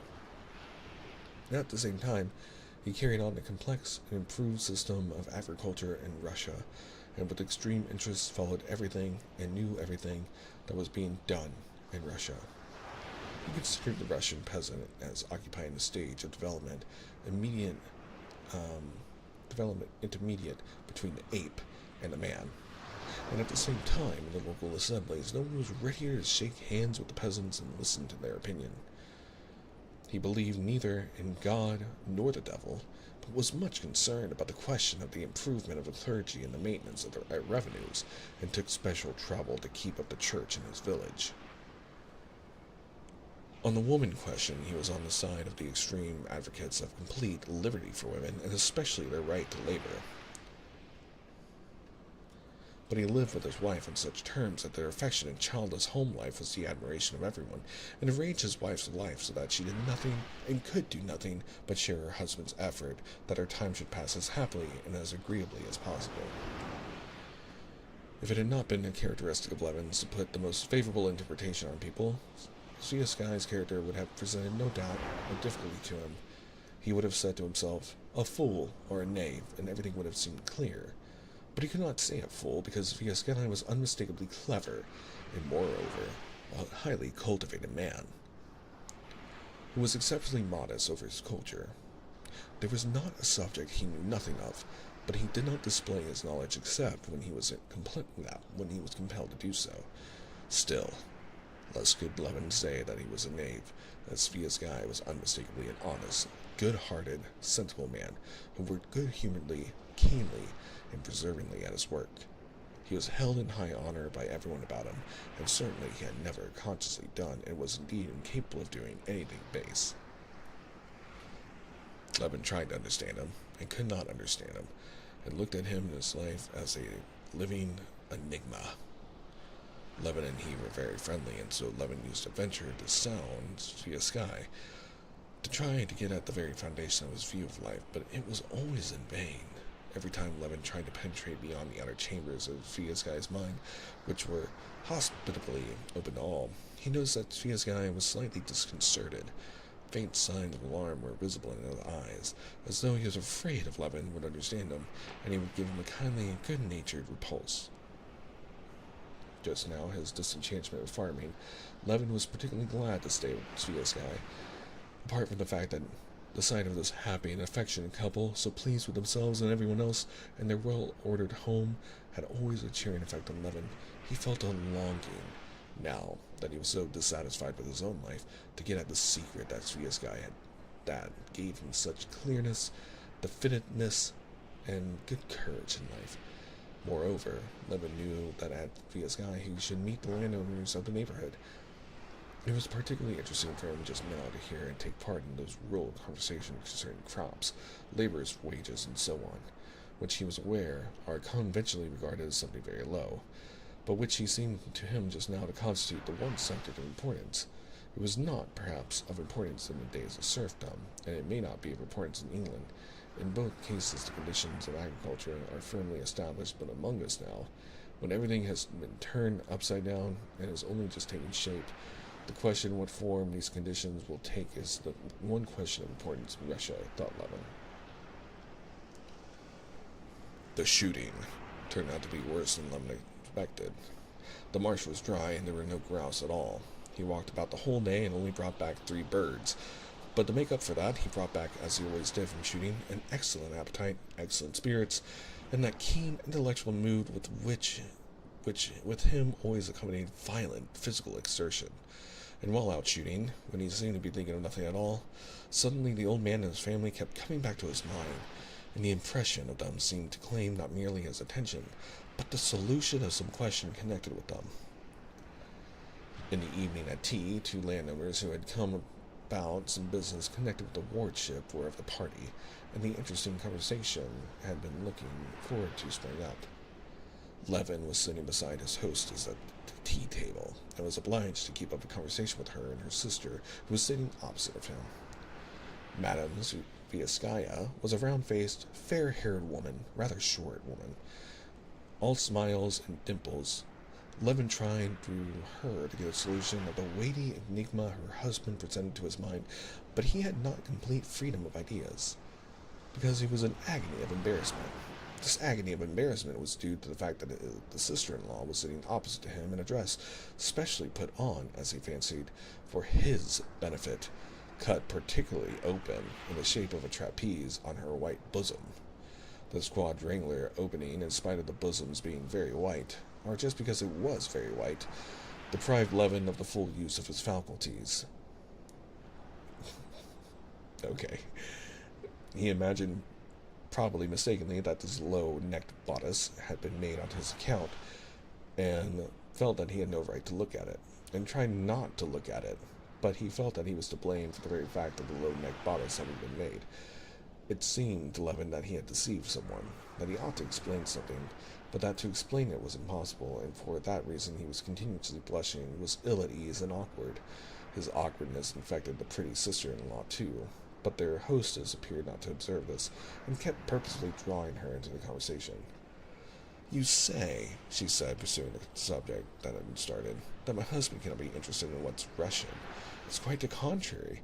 He is always in cheerful spirits abroad, but not as he is here. Here he feels in his proper place. He has so much to do, and he has the faculty of interesting himself in everything. Oh, you've not been to see our school, have you?" "I've seen it. The little house covered with ivy, isn't it?" "Yes, that's Nastia's work," she said, indicating her sister. "You teach in it yourself?" asked Levin, trying to look above the open neck, but feeling that wherever he looked in that direction he should see it being the bosom. "Yes, I used to teach in it myself, and do teach still, but we have a first-rate school-mistress now, and we've started gymnastic exercises." "No, thank you, I won't have any more tea," said Levin, and conscious of doing a rude thing, but incapable of continuing the conversation, he got up blushing. "I hear a very interesting conversation," he added, and walked to the other end of the table, where Sviaskaya was sitting with 2 gentlemen of the neighborhood. Sviaskaya was sitting sideways, with one elbow on the table and a cup in one hand, while with the other hand he gathered up his beard, held it to his nose, and let it drop again, as though he was smelling it. His brilliant black eyes were looking straight at the excited country gentleman with grey whiskers, and apparently he had derived amusement from his remarks. The gentleman was complaining of the peasants. It was evident to Levin that Sviaskaya knew an answer to the gentleman's complaints, which would at once demolish his whole contention. But in his position he could not give utterance to his answer, and listened, not without pleasure, to the landowner's comic speeches. The gentleman with the grey whiskers was obviously an inveterate adherent of serfdom, and a devoted agriculturist, who had lived all his life in the country. Levin saw proofs of this in his dress, in the old-fashioned threadbare coat, obviously not his everyday attire, in his shrewd, deep-set eyes, in his idiomatic, fluent Russian, in the imperious tone that had become habitual from long use, and in the resolute gestures of his large, red, sunburnt hands, with an old betrothal ring on the little finger.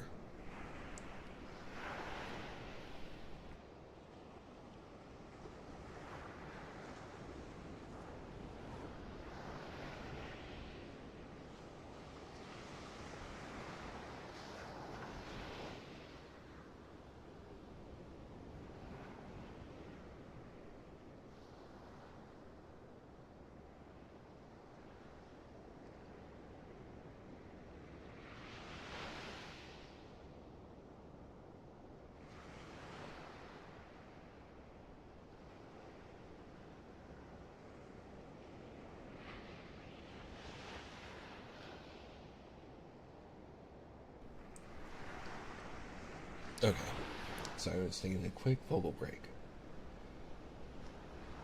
Chapter 27. If I only had the heart to throw out what's been said going, such a lot of trouble wasted. I turn my back on the whole business, sum up, go off like Nikolai Ivanovich to hear La Belle Helene, said the landowner, a pleasant smile lighting up his shrill face. But you see, you don't throw it up, said Nikolai Ivanovich Savasky. So there must be something gained. The only gain is that I live in my own house, neither bought nor hired. Besides, one keeps hoping the people will learn sense, though instead of that, you never believe it, the drunkenness, the immorality, they just keep chopping and changing their bits of land, not the size of a horse or a cow. The peasant's dying of hunger, but just go and take him on as a laborer. He'll do his best to do you a mischief, and then bring you up before the justice of the peace. But then you make complaints to the justice too, said Tversky. I lodge complaints? Not for anything in this world. Such a talking and such a to-do that one would have cause to regret it. At the worst, for instance, they pocketed the advanced money and made off. What did the justice do? Why, acquitted them. Nothing keeps them in order but their own communal court and their village elder. He'll flog them in the good old style, but for that there'd be nothing for it but to give it all up and run away. Obviously, the landowner was chaffing Sviasai, who, far from resenting it, was apparently amused by it. But you see, we managed our land with such extreme measures, said he, smiling. Levin and I, this gentleman, he indicated the other landowner. Yes, the thing's done at Mikhail Petrovich's, but ask him how it's done.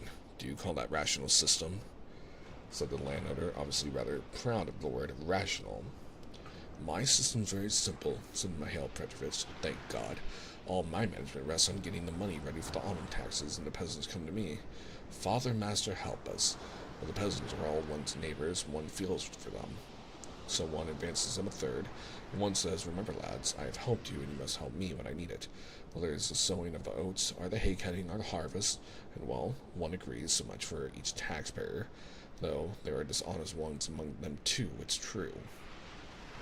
Levin, who had long been familiar with these patriarchal methods, exchanged glances with Sviasky and interrupted Mikhail Petrovich, turning again to the gentleman with the grey whiskers. Then what do you think? He asked. What system is one to adopt nowadays? Why, manage like Mikhail Petrovich, or let the land for half the crop or for rent to the peasants. That one can do, only that's just how the general prosperity of the country is being ruined. Where the land with serf labor and good management give a yield of 9 to 1. On the half-crop system, it yields 3 to 1. Russia has been ruined by the emancipation. Sviasky looked with smiling eyes at Levin and even made a faint gesture of irony to him.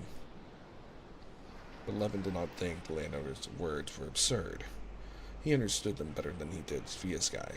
A great deal more of what the gentleman with grey whiskers said to show in what way Russia was ruined by the emancipation struck him indeed as very true. New to him and quite incontestable, the landowner unmistakably spoke his own individual thought, a thing that very rarely happens, and a thought to which he had been brought, not by a desire of finding some exercise for an O'Brien, but a thought which he had grown up out of the conditions of his life, which he brooded over in the solitude of his village, and had considered in every aspect. We're learning a lot about Russian economics at this time. But what does it have to do with Levin and him wanting to have a family or not? Or really, what he enjoys in life? Is that really what we're going to get to? I hope so. The point is, don't you see, That progress of every sort is only made by the use of authority, he said, evidently wishing to show he was not without culture. Take the forms of Peter, of Catherine, of Alexander. Take European history and progress in agriculture more than anything else. The potato, for instance, that was introduced among us by force. The wooden plow, too, wasn't always used. It was introduced maybe in the days before the Empire, but it was probably brought in by force. Now, in our own day, we landowners in the serf times used varying improvements in our husbandry. Drying machines, thrashing machines, and carting manure are all the modern implements, and all that we brought into use by our authority, and the peasants opposed it at first, and ended by imitating us. Now, by the abolition of serfdom, we have been deprived of our authority, and so our husbandry, where it had been raised to a high level, is bound to sink to the most savage, primitive condition. That's how I see it. But why so? If it's rational, you'll be able to keep up the same system with hired labor, said Fiaskai. But we've no power over them. With whom am I going to work with the system, allow me to ask? There it is, the labor force, the chief element in agriculture, thought Levin. With laborers. The laborers won't work well, and won't work with good implements. Our laborer can do nothing but get drunk like a pig, and when he's drunk he ruins everything that you give him. He makes the horses ill with too much water, cuts good harnesses, barters the tires of the wheels for drink, drops a bit of iron into the thrashing machine so as to break it. He loathes the sight of anything. I was wondering about this. He loathes the sight of anything that's not after his fashion, and that's how it is the whole level of husbandry has fallen. Lands gone out of cultivation, overgrown with weeds, are divided among the peasants, and where millions of bushels were raised, you get 100,000. The wealth of the country has decreased. The same thing had been done, but with care, and he proceeded to unfold his own scheme of emancipation by means of which these drawbacks might have been avoided.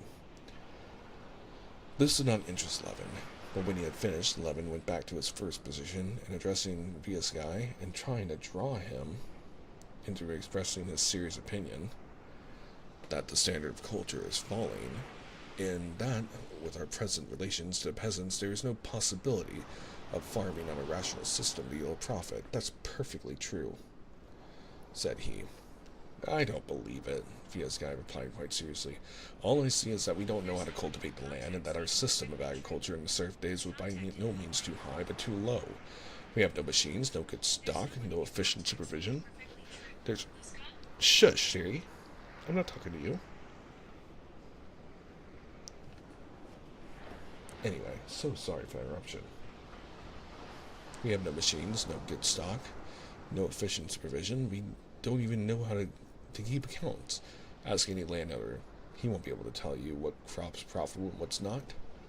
Italian bookkeeping, said a gentleman of the gray whiskers, ironically.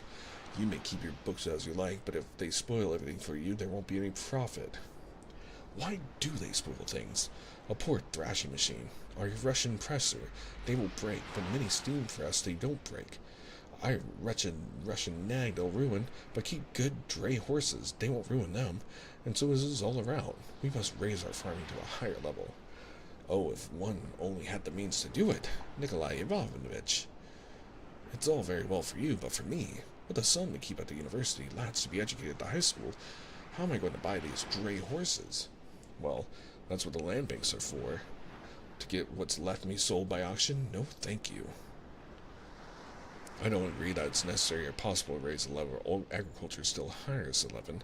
I devote myself to it, and I have means. But I can do nothing. As to the banks, I don't know to whom they're any good. For my part, anyway, whatever I spent money on in the way of husbandry, it had been a loss. Stock, a loss. Machinery, a loss. That's true enough, the gentleman with gray whiskers chimed in, positively laughing with satisfaction. And I'm not the only one, pursued Levin. I'm mixed with all the neighboring owners who are cultivating their land on the rational system. They all, with rare exceptions, are doing so at a loss. Come, tell us, how does your land do? Does it pay?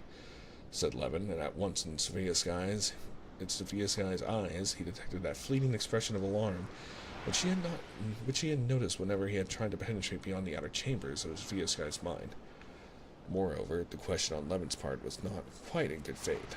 Madame Viaskaya had just told him at tea that they had somewhere invited a German expert in bookkeeping from Moscow, who, for consideration of 500 rubles, had investigated the management of the property, and found that it was counting them a loss of 300 odd rubles. She did not remember the precise sum, but it appeared that the German had worked it out to the fraction of a farthing. The gray-whiskered landowner smiled at the mention of the profits of Viaska's farming, obviously aware of how much gain his neighbor and marshal was likely to be making. Possibly it does not pay, answered Viaska.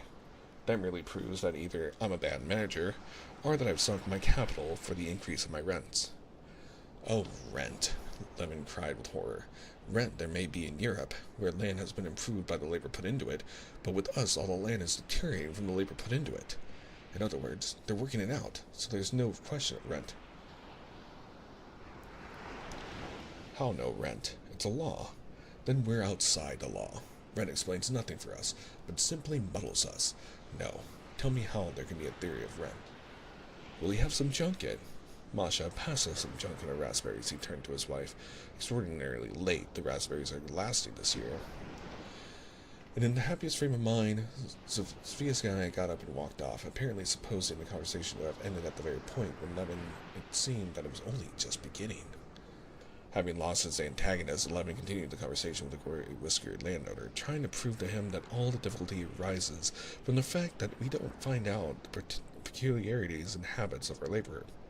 But the landowner, like all men who think independently and in isolation, was slow in taking in any other person's idea, and particularly partial to his own mind. He stuck to it that the Russian peasant is a swine, and likes swinishness, and that to get him out of his swinishness one must have authority, and there is none. One must have the stick, and we have become so liberal that we have all of a sudden replaced the stick that served us for 1,000 years by lawyers and model prisons, where the worthless, stinking peasant is fed on good soup that has a fixed allowance of cubic feet of air.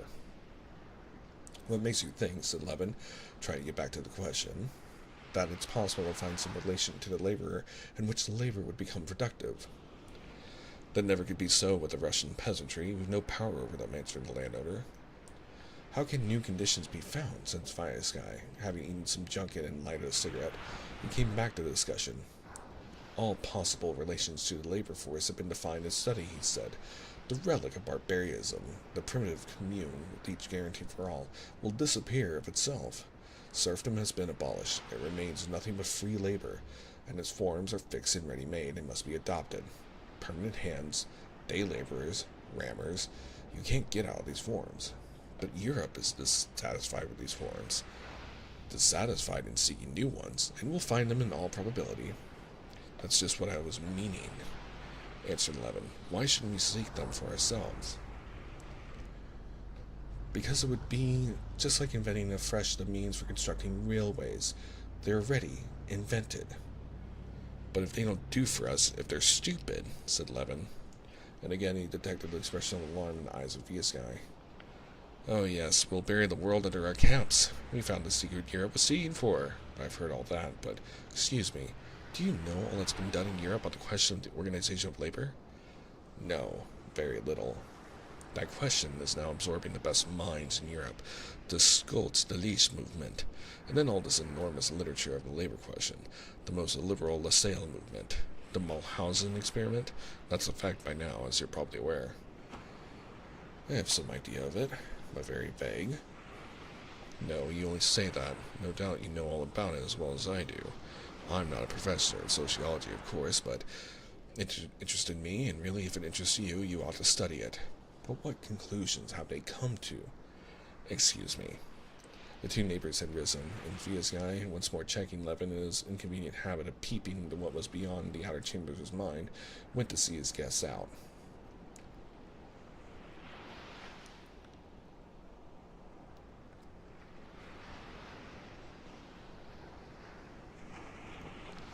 We are deep into learning about the inner workings of the political, economic, socio-economic sphere of of Russian peasantry at this moment. It's a little dry, but I'm trying to keep it, trying to blaze through it and get us back to the romance of the story. And trying to finish up part 3 tonight. But with that being said, chapter 28.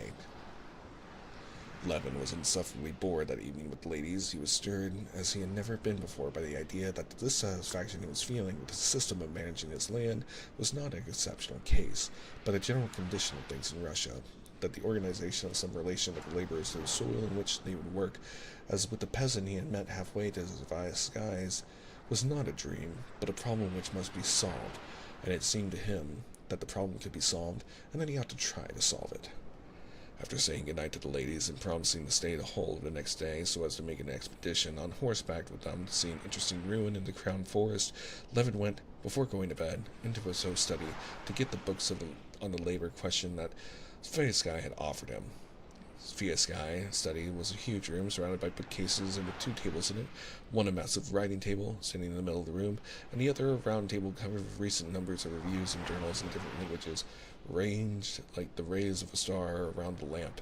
On the writing table was a stand of drawers marked with gold lettering and full of papers of various sorts. Sviaskaya took out the books and sat down in a rocking chair. "What are you looking at there?" he said to Levin, who was standing at the round table looking through his reviews. "Oh, yes, there's a very interesting article here," said Sviaskaya of the review Levin was holding in his hand. "It appears," he went on with eager interest, "that Friedrich was not, after all, the person chiefly responsible for the partition of Poland, as it is proved." And with this characteristic clearness, he summed up those new, very important, interesting revelations.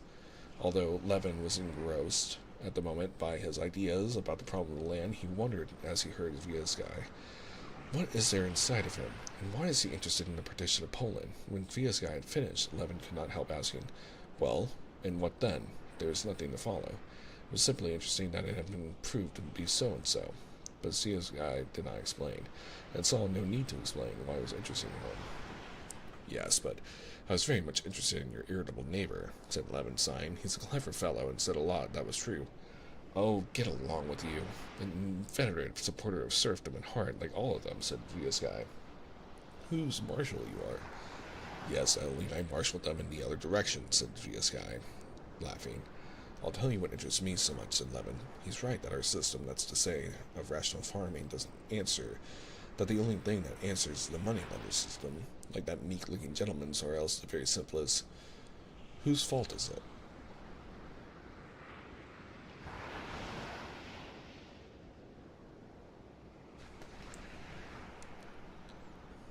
"Our own, of course. Besides, it's not true that it doesn't answer. It answers with Verstovjavok, a factory. But I really don't know what it is you're surprised at. The people are at such a low stage of rational and moral development that it's obvious they're bound to oppose everything that's strange to them. In Europe, a rational system answers because the people are educated. It follows that we must educate the people, that's all. But how are we to educate the people? To educate the people, 3 things are needed: schools, and schools, and schools. But you said yourself the people are at such a low stage of material development. What helps our schools for that? Do you know, you remind me of the story of the advice given to the sick man. You should try purgative medicine. Taken, worse. Try leeches. Tried them. Worse. Well then, there's nothing left but to pray to God. Tried it. Worse. That's just how it is with us. I say political economy, you say worse. I say socialism. Worse. Education. Worse. But how do schools help matters? They give us peasant with fresh wants. Well, that's a thing I've never understood, Levin replied with heat. In what ways are schools going to help the people to improve their material position? You say schools, education will give them fresh wants. So much the worse, since they won't be capable of satisfying them. In what way the knowledge of addition and subtraction and the catechism is going to improve their material condition? I never could make out. The day before yesterday, I met a peasant woman in the evening with a little baby and asked her where she was going. She said she was going to the wise woman. Her boy had screaming fits, so she was taking him to be doctored. I asked, why? How does a wise woman cure screaming fits? She puts the child on the hen roost and repeats some charm. This is very amusing. And now I understand why this section of the book has been painted in such a way. Also, hello, Dawn. We're in the stream.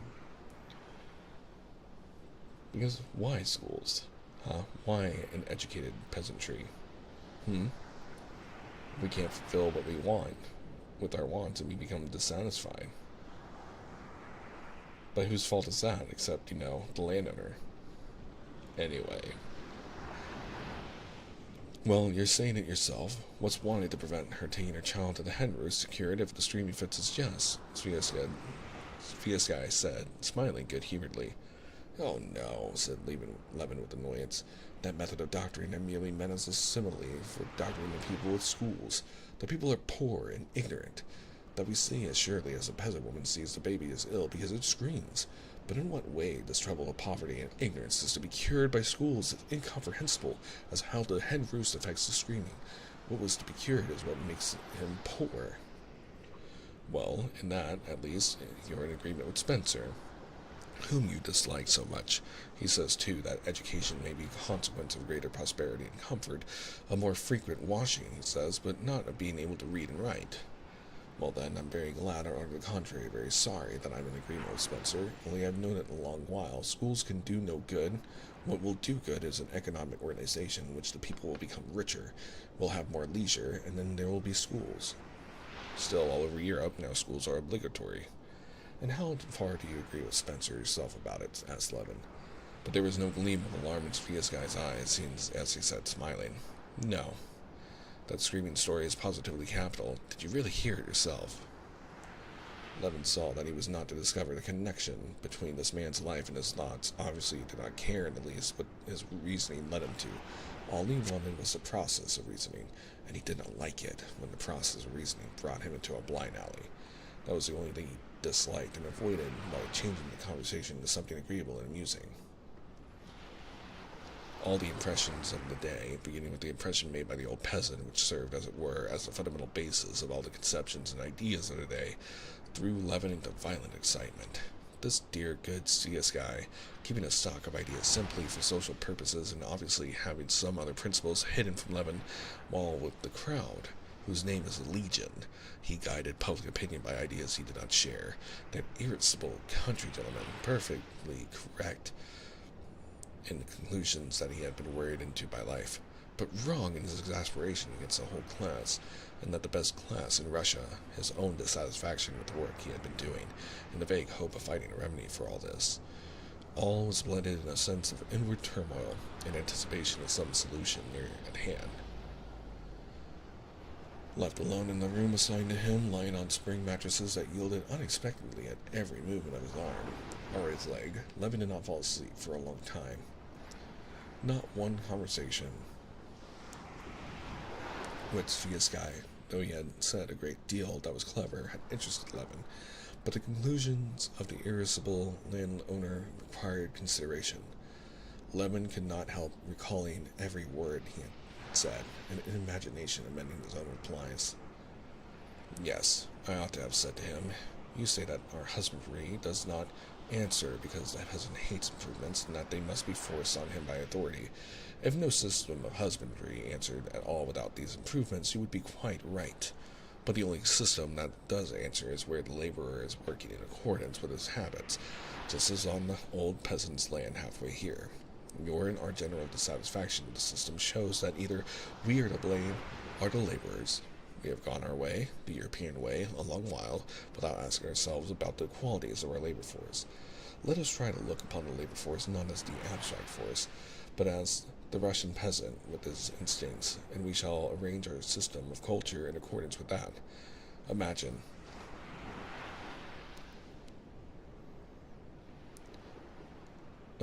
I ought to have said to him that you have the same system as the old peasant has, that you have found means of making your laborers take an interest in the success of work, and have found a happy meaning-way improvements which they will admit, and you will, without exhausting the soil, get twice or three times the yield you got before. Divided in halves, give half as a share of labor. The surplus left you will be greater, and the share of labor will be greater too. And to do this, one must lower the standard of husbandry and interest the laborers in its success. How to do this? That's a matter of detail, but undoubtedly it can be done. The idea threw Levin into a great excitement. He did not sleep half the night, thinking over in detail the putting of his idea into practice. Hmm.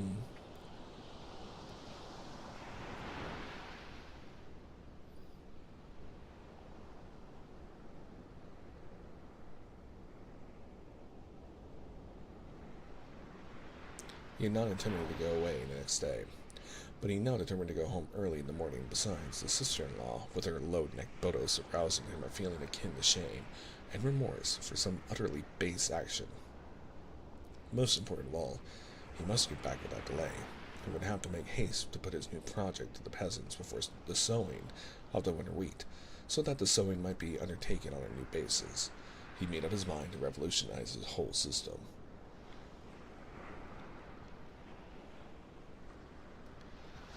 This has been very thick, very thick with a lot of words.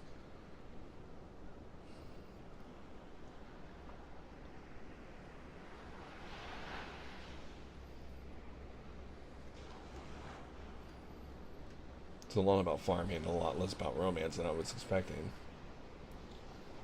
But we are in the part of the story where we are talking a lot more about, which is the intentionality of the writing, truly, which talks about the social economic issues. That is what this book is famous for, after all.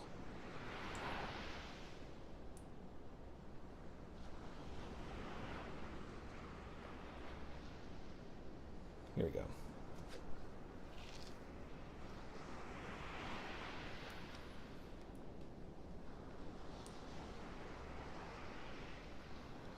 Chapter 29. The carrying out of Levin's plan presented many difficulties, but he struggled on to meet his utmost and attain a result which, though not what he desired, was enough to enable him, without self-deception, to believe that the attempt was worth the trouble. One of the chief difficulties was the process of cultivating the land was in full swing, that it was impossible to stop everything and begin it all again from the beginning, and the machine had to be amended while in motion.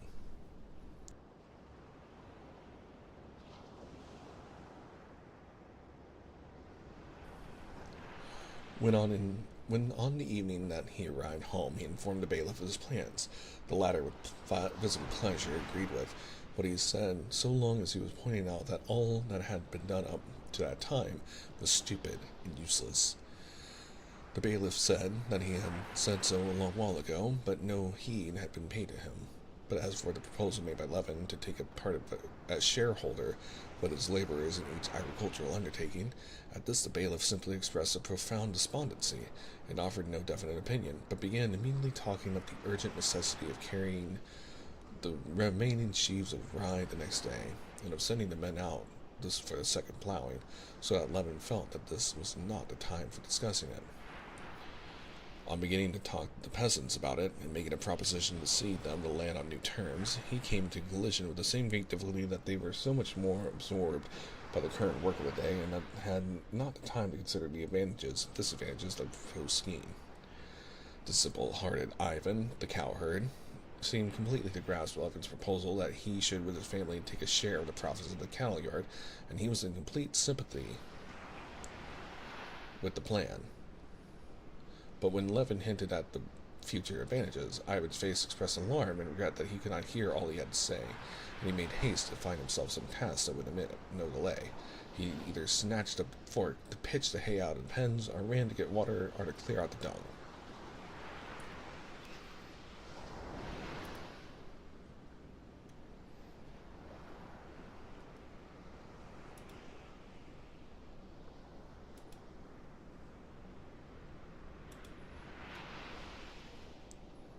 Another difficulty lay in the invincible disbelief of the peasant that the landowner's object could be anything else than a desire to squeeze all he could out of him.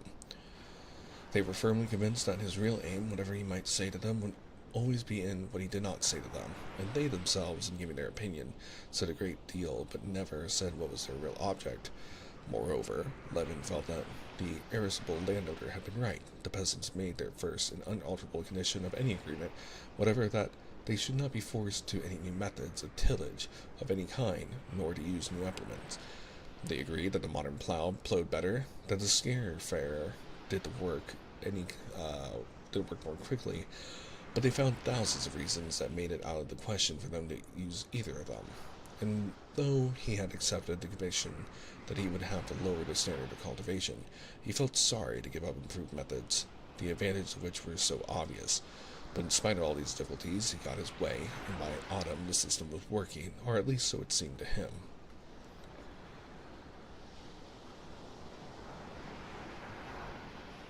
At first, Levin had thought of giving up the whole farming of the land as it was to the peasants, the laborers, and the bailiff on new conditions of partnership, but he was very soon convinced that this was impossible, and determined to divide it up. The cattle yard, the garden, hay fields, and arable land, divided into several parts, had to be made into separate lots. The simple-hearted cow-herd Ivan, who Levin fancied, understood the matter better than any of them, collecting together a gang of workers to help him, principally of his own family, became a partner in the cattle yard, a distant part of the estate, a tract of wasteland that had been laid fallow for 8 years, was with the help of the clever carpenter, Fyodor,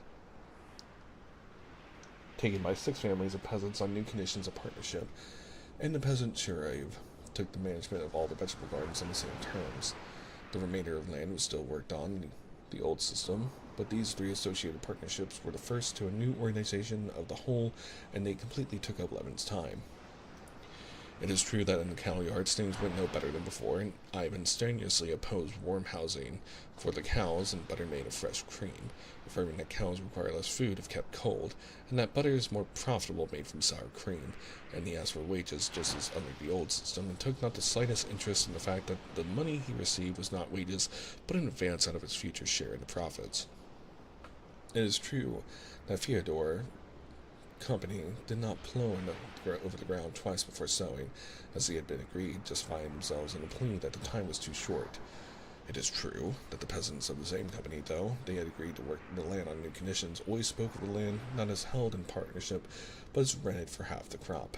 But more than once the peasants in Ryazovez, or Fyodor himself, said to Levin, "If you would take a rent for the land, it would save you trouble, and we should be more free."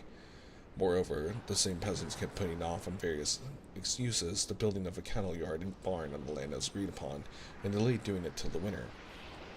It is true that Shurov would have liked to let out the kitchen gardens he had undertaken in small lots to the peasants. He had evidently quite misunderstood, and apparently intentionally misunderstood, the conditions upon which the land had been given to him. Often, too, talking to the peasants and explaining to them all the advantages of the plan, Levin felt that the peasants heard nothing but the sound of his voice, and were firmly resolved, whatever he might say, not to let themselves be taken in.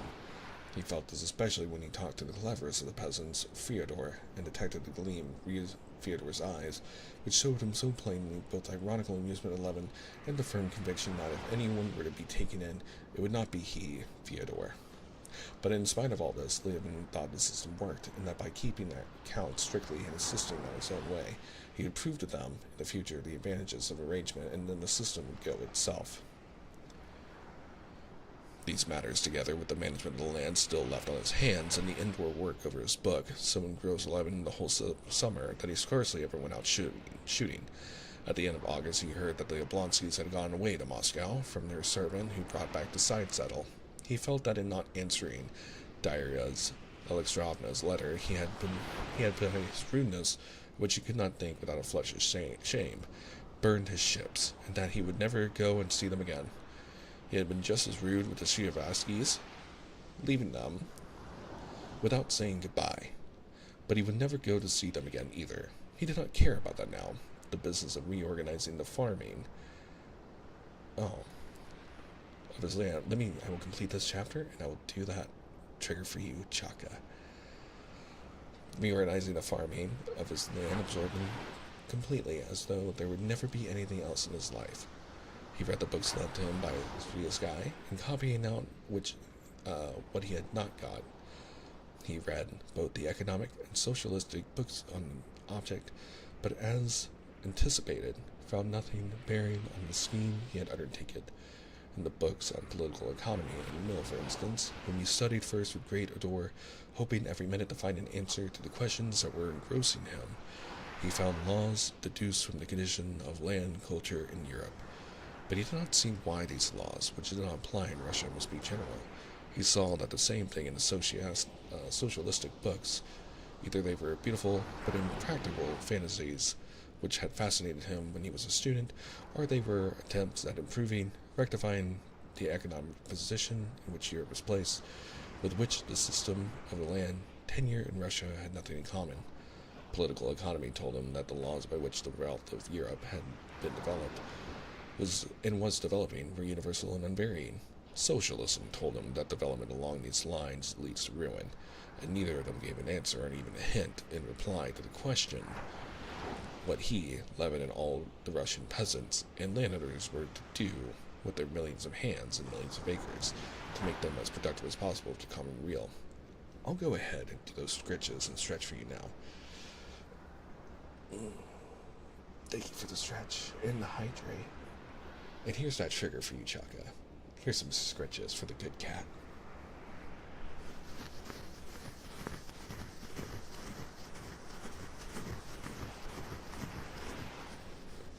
Who's a good kitty?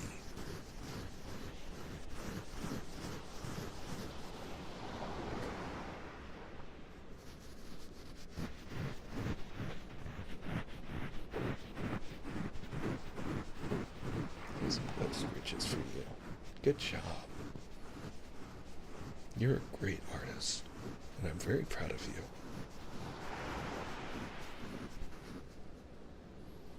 I know you're working hard, Chaka.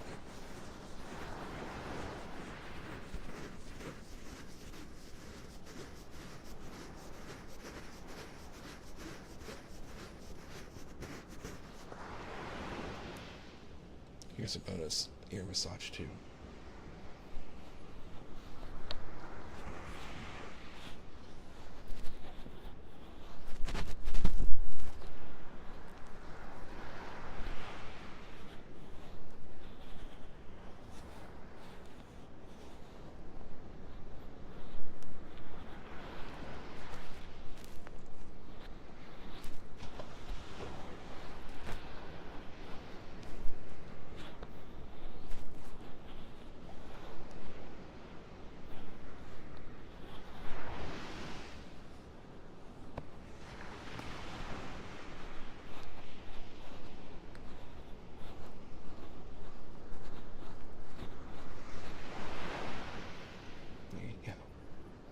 Thank you for the request.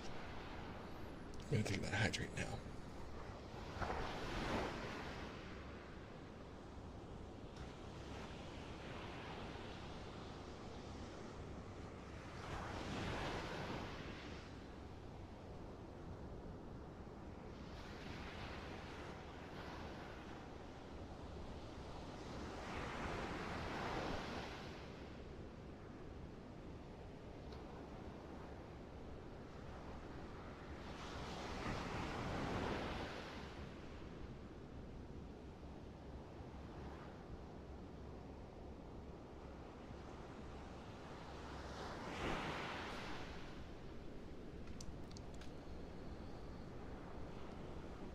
Having once taken this up to date, he read conscientiously everything bearing on it, and intended in the autumn to go abroad to study land systems on the spot, in order that he might, not on this question, be confronted with what so often met him on these various subjects. Often, just as he was beginning to understand the idea in the mind of anyone he was talking to, and was beginning to explain his own, he would suddenly be told, but Kaufman, but Jones, but Du Bois, but Michele, you haven't read them. They thrashed that question out thoroughly. He saw now distinctively that Kaufman and Michele had nothing to tell him. He knew what he wanted. He saw that Russia had splendid land, splendid laborers, and that in certain cases, as that the peasants and the wages various guys, the produce raised by laborers and land is great. In the majority of cases, when capital is applied in the European way, the produce is small, and that this simply rises from the fact that the laborers want to work, and work only in their own peculiar way, and that the antagonism is not incidental, but invariable, and has its roots in the national spirit. He thought that the Russian people, whose task it was to colonize and cultivate vast tracts of unoccupied land, consciously adhered, till all their land was occupied, to the methods suitable to their purpose, and that their methods were by no means so bad as was generally supposed, and he wanted to prove this theoretically in his book, and practically on his land.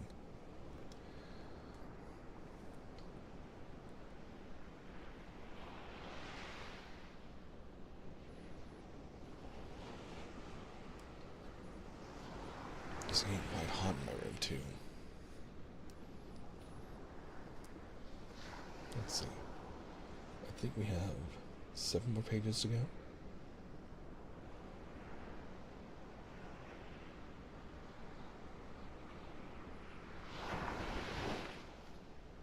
No, not even that. 6 more pages. Well then. Let's enjoy this time, shall we? Chapter 30. At the end of September, the timber had been carted for building the cattle yard on the land that had been allotted to the association peasants, and the butter from the cows was sold and the profits divided. In practice, the system worked capitally, or at least so it seemed to Levin. In order to work out the whole subject theoretically and complete his book, which in Levin's daydreams was not merely to effect a revolution in political economy, but to annihilate that science entirely and to lay the foundation of a new science of the relation of the people to the soil, all that was left to do was to make a tour abroad, and to study on the spot all that had been done in the same direction, and collect conclusive evidence that all that had been done there was not what was wanted. Levin was only waiting for the delivery of his wheat to receive the money for it to go abroad. But the rains began, preventing the harvesting of the corn and potatoes left in the fields and putting a stop to all work, even to delivery of the wheat. The mud was impassable along the roads, 2 mills were carried away, and the weather got worse and worse. On the 30th of September, the sun came out in the morning, and hoping for fine weather, Levin began making final preparations for his journey. He gave orders for the wheat to be delivered, sent the bailiff to the merchant to get the money owing him, and went out himself to give some final directions on the estate before setting off. Having finished all his business, soaked through with the streams of water which kept running down the leather behind his neck and his gaiters, but in the keenest and most confident temper, Levin returned homewards in the evening. The weather had become worse than ever towards evening. The hail lashed the drenched mare so cruelly that she went along sideways, shaking her head and ears. But Levin was all right under his hood, and he looked cheerfully about him at the muddy streams running under the wheels, at the drops hanging on every bare twig, at the whiteness of the patch of unmelted hailstones on the planks of the bridge, at the thick layer of still juicy, fleshy leaves that lay heaped out about the stripped elm tree. In spite of the gloominess of nature around him, he felt peculiarly eager. The talks he had been having with the peasants in the further village had shown that they were beginning to get used to their new position. The old servants to whose hut he had gone to get dry evidently approved of Levin's plan, and of his own accord proposed to enter the partnership by purchase of cattle.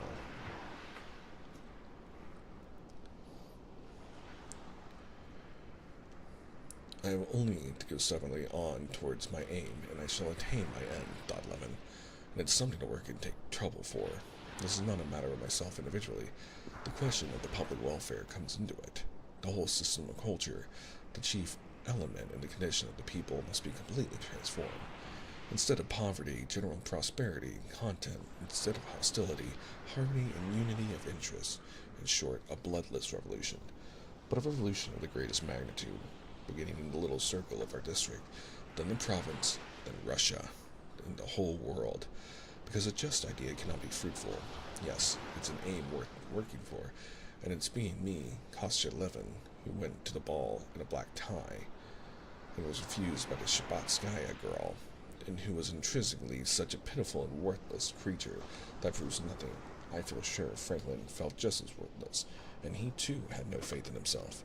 Thinking of himself as a whole, that means nothing.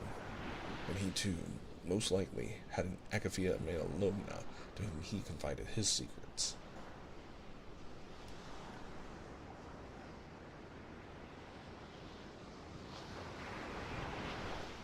Musing on such thoughts, Levin reached home in the darkness. The bailiff, who had been to this merchant, had come back and brought part of the money for the wheat. An agreement had been made with the old servant, and on the road the bailiff had learned that everywhere the corn was still standing in the fields, so that his 160 shocks had not been carried, were nothing in comparison with the losses of the others. After dinner, Levin was sitting, as he usually did, in an easy chair with a book, and as he read, he went on thinking of the journey before him in connection with his book. Today, all the significance of his book rose before him with a special distinctness, and whole periods rang themselves in his mind in illustration of his theories. I must rewrite that down, he thought. That ought to form a brief introduction, which I thought unnecessary before.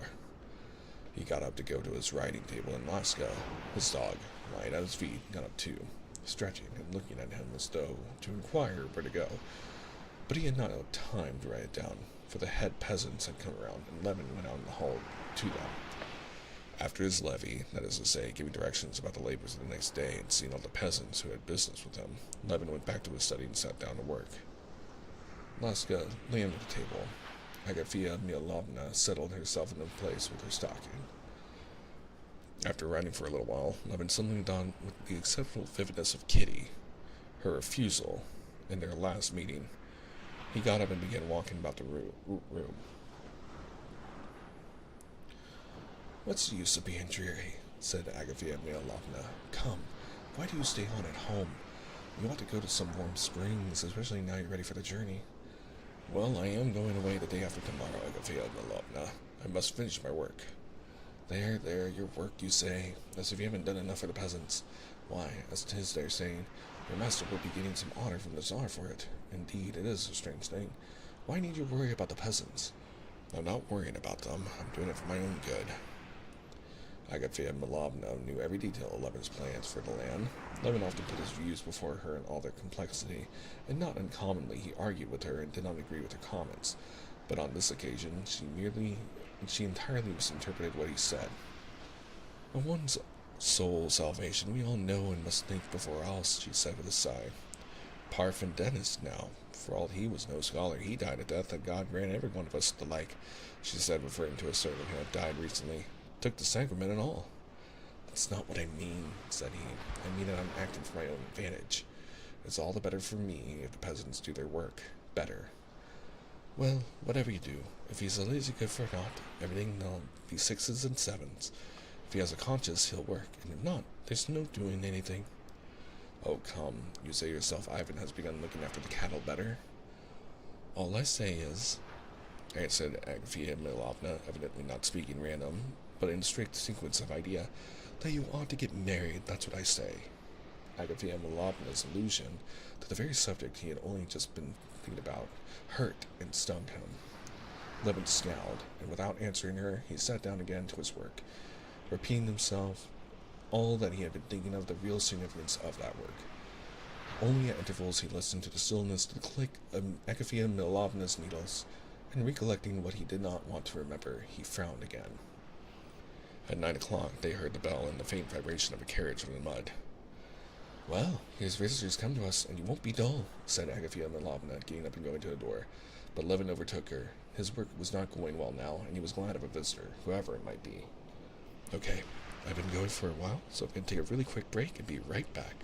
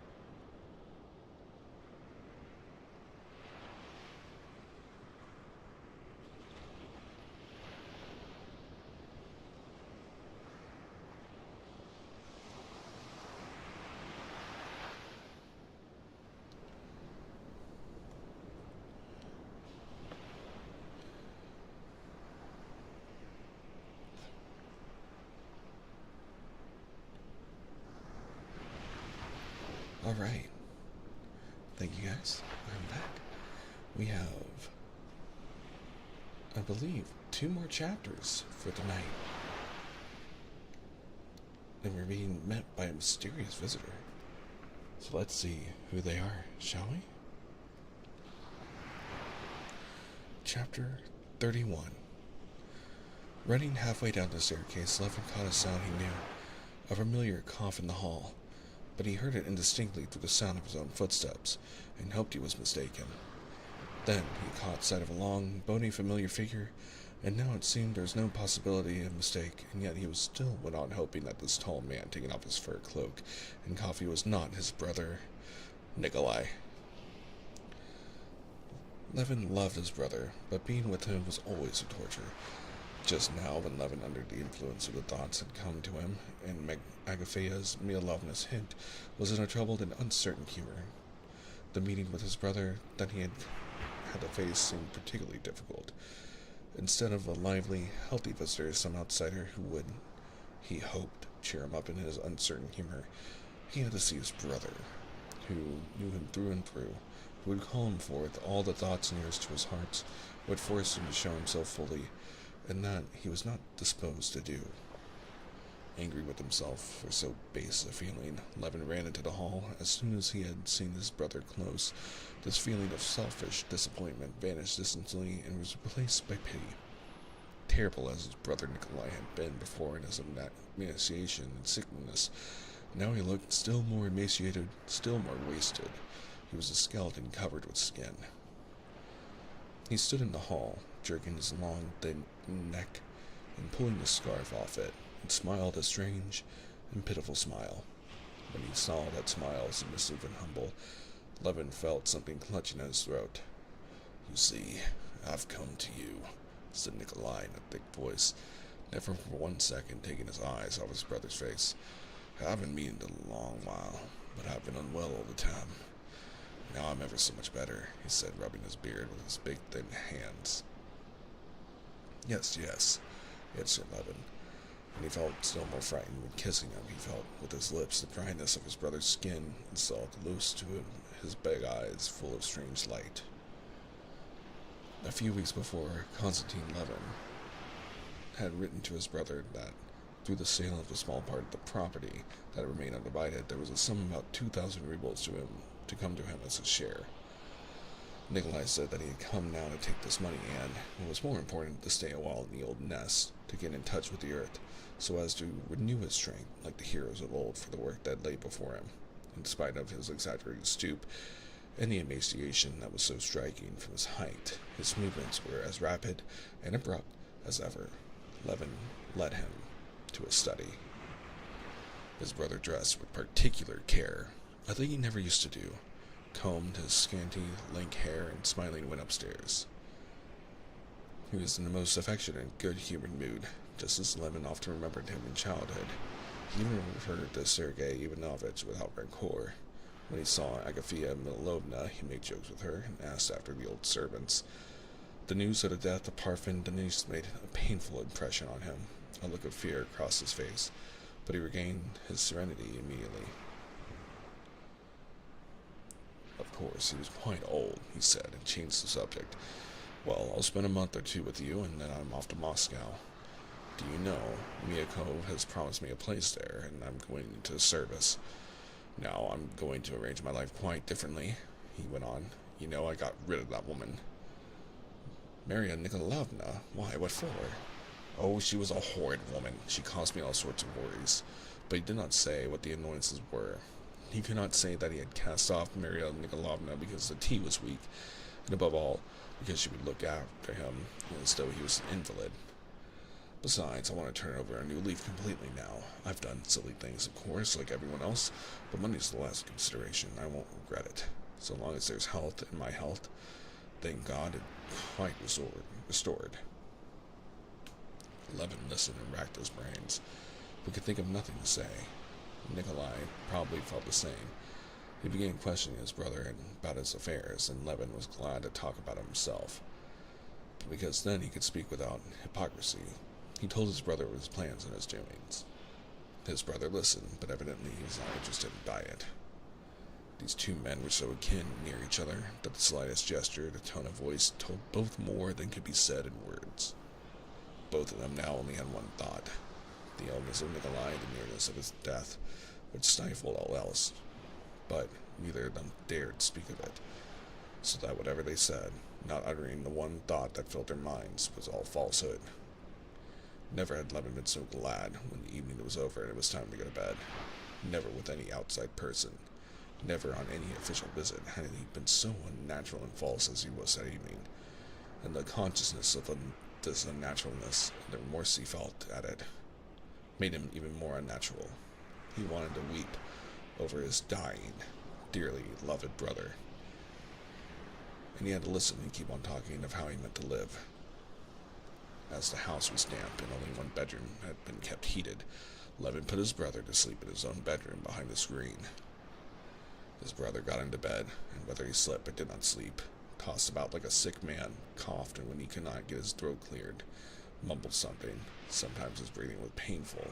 He said, "Oh my God." Sometimes when he was choking, he muttered angrily, "Oh, the devil." Levin could not sleep for a long while hearing him.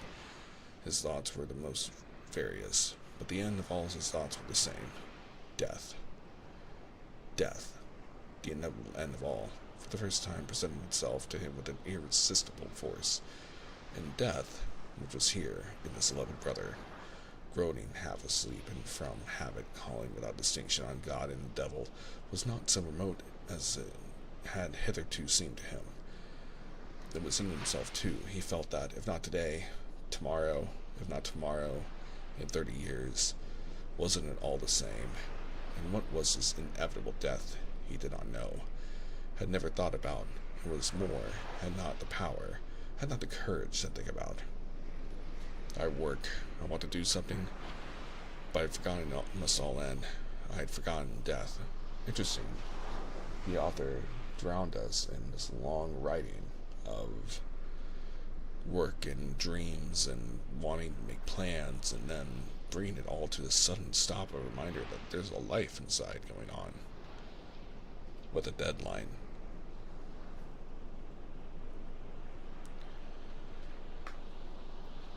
He sat on his bed in the darkness, crouched up, hugging his knees and holding his breath. From the strain of thought, he pondered, but the more intensely he thought, the clearer it became to him that it was indubitably so, that in reality, looking upon life, he had forgotten one little fact: that death will come, and it all ends, that nothing was even worth beginning, and that there was no helping it anyway. Yes, it was awful, but it was so. But I am still alive. Now what's to be done? What's to be done? He said in despair. He lighted a candle, got up cautiously and went to the looking glass and began looking at his face and hair. Yes, there were gray hairs about his temples. He opened his mouth. His back teeth were beginning to decay. He bared his muscular arms. Yes, there was strength in them. But Nikolai, who lay there breathing with what was left of his lungs, had a strong, healthy body too, and suddenly he recalled how they used to go to bed together as children, and how they only waited until Fyodor Bogdanich was out of the room to fling pillows at each other and laugh irrepressibly, so that even their awe of Fyodor could not check the effervescing, overbrimming sense of life and happiness. And now that bent, hollow chest, and I not knowing what will become of me, or wherefore. Damnation, why do you keep fidgeting? Why don't you go to sleep? His brother's voice called to him. Oh, I don't know. I'm not sleepy. I have had good sleep. I'm not in a sweat now. Just see, feel my shirt. It's not wet, is it? Is his brother going through, detox? Levin withdrew behind the screen and put out the candle, but for a long while he could not sleep. The question, how to live, had hardly begun to grow a little clearer to him, when a new insoluble question presented itself: death. Why, he's dying. Yes, he'll die in the spring, and how help him? What can I say to him? What do I know about it? I'd even forgotten that it was at all.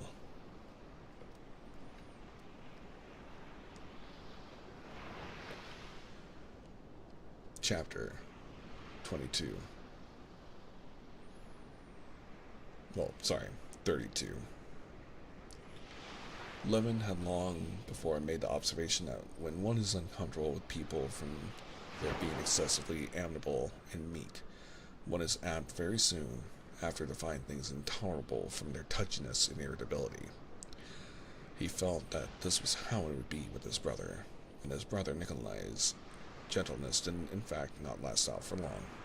The very next morning he began to be irritable and seemed doing his best to find fault with his brother, attacking him on his tenderest points. Levin felt himself to blame and could not set things right. He felt that if he had both not kept up appearances but had spoken as it is called from the heart, that is to say, had said only just what they were thinking and feeling, they would simply have looked into each other's faces. Constantine could only have said,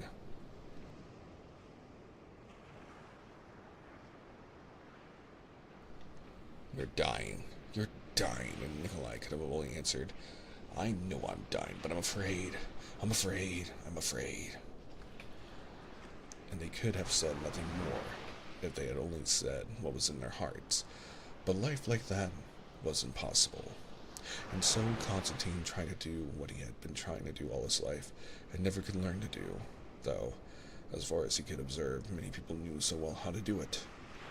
And without it, there was no living at all.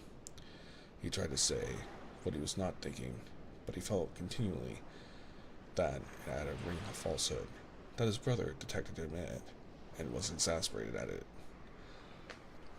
The third day, Nikolai induced his brother to explain his plan to him again, and began not merely attacking it, but intentionally confounding it with communism.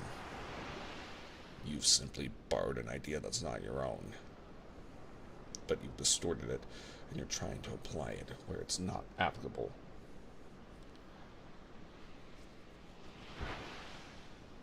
But I tell you, it's nothing to do with it. They deny to justice of property, of capital, of inheritance, while I do not deny them this chief stimulus." Levin felt disgusted himself at using expressions, but ever since he had been engrossed by his work, he had unconsciously come more and more frequently to use words not Russian. "All I want is to regulate labor." "Which means you borrowed an idea, stripped it of all that gave its force, and want to make believe that's something new," said Nikolai, angrily tugging at his necktie. "But my idea has nothing in common."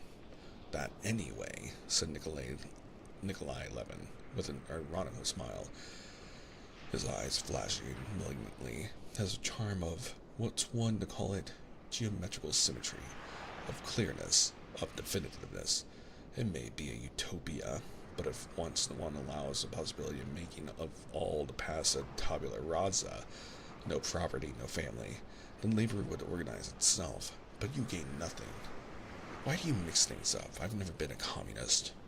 But I have, and I consider it premature, but rational, and it has a future, just like Christianity in its first ages. All I maintain is that the labor force ought to be investigated from the point of view of natural science. That is to say, it ought to be studied, its qualities ascertained. But that's an utter waste of time. That force finds a certain form of activity of itself according to the stage of its development. There have been slaves first everywhere, then métiers, and we have the first half-crop system, rent, and day laborers. What are you trying to find?"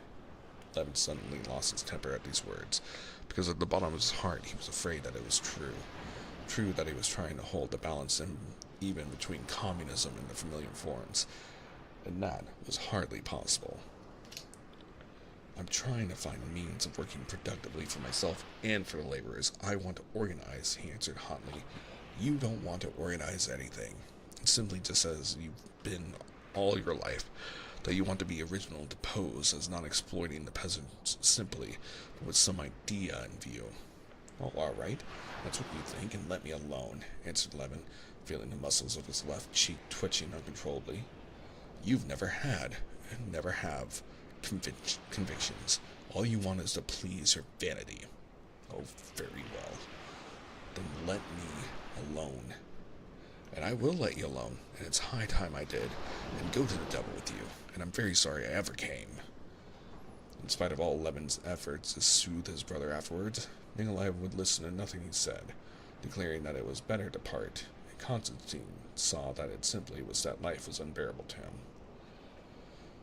Nikolai was just getting ready to go when Constantine went into him again and begged him, rather unnaturally, to forgive him if he had hurt his feelings in any way.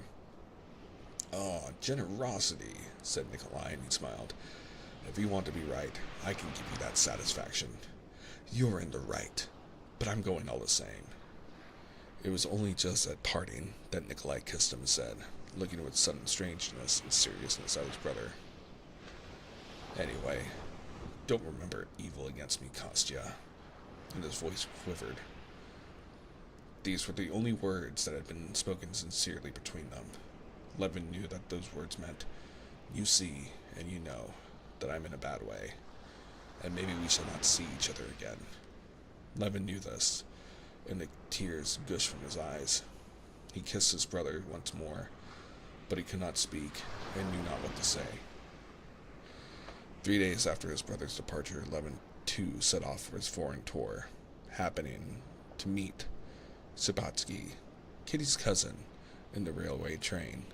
Levin greeted, astonished him by his depression. "What's the matter with you?" Sabatsky asked him. "Oh, nothing. There's not much happiness in life." "Not much? You come with me to Paris instead of to Mulhausen. You shall see how to be happy." "No, I've done with it all. It's time I was dead." "Well, that's a good one," said Shabatsky, laughing. "Why, I'm only just getting ready to begin." "Yes, I thought the same not long ago, but now I know I shall soon be dead." Levin said what he had generally been thinking of late. He saw nothing but death, or the advance towards death in everything. But his cherished scheme only engrossed him more. Life had to be got through somehow till death did come. Darkness had fallen upon everything for him. But just because of this darkness, he felt that the one guiding clue in the darkness was his work. And he clutched it and clung to it with all his strength.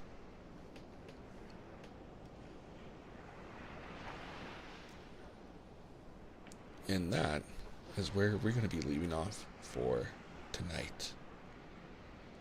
And brings us to the end of part 3 of Anna Karenina. We will return to the story beginning with part 4, chapter 1, next week, Tuesday at 9 p.m. Eastern Standard Time. Until then, I'm not going to be rating out.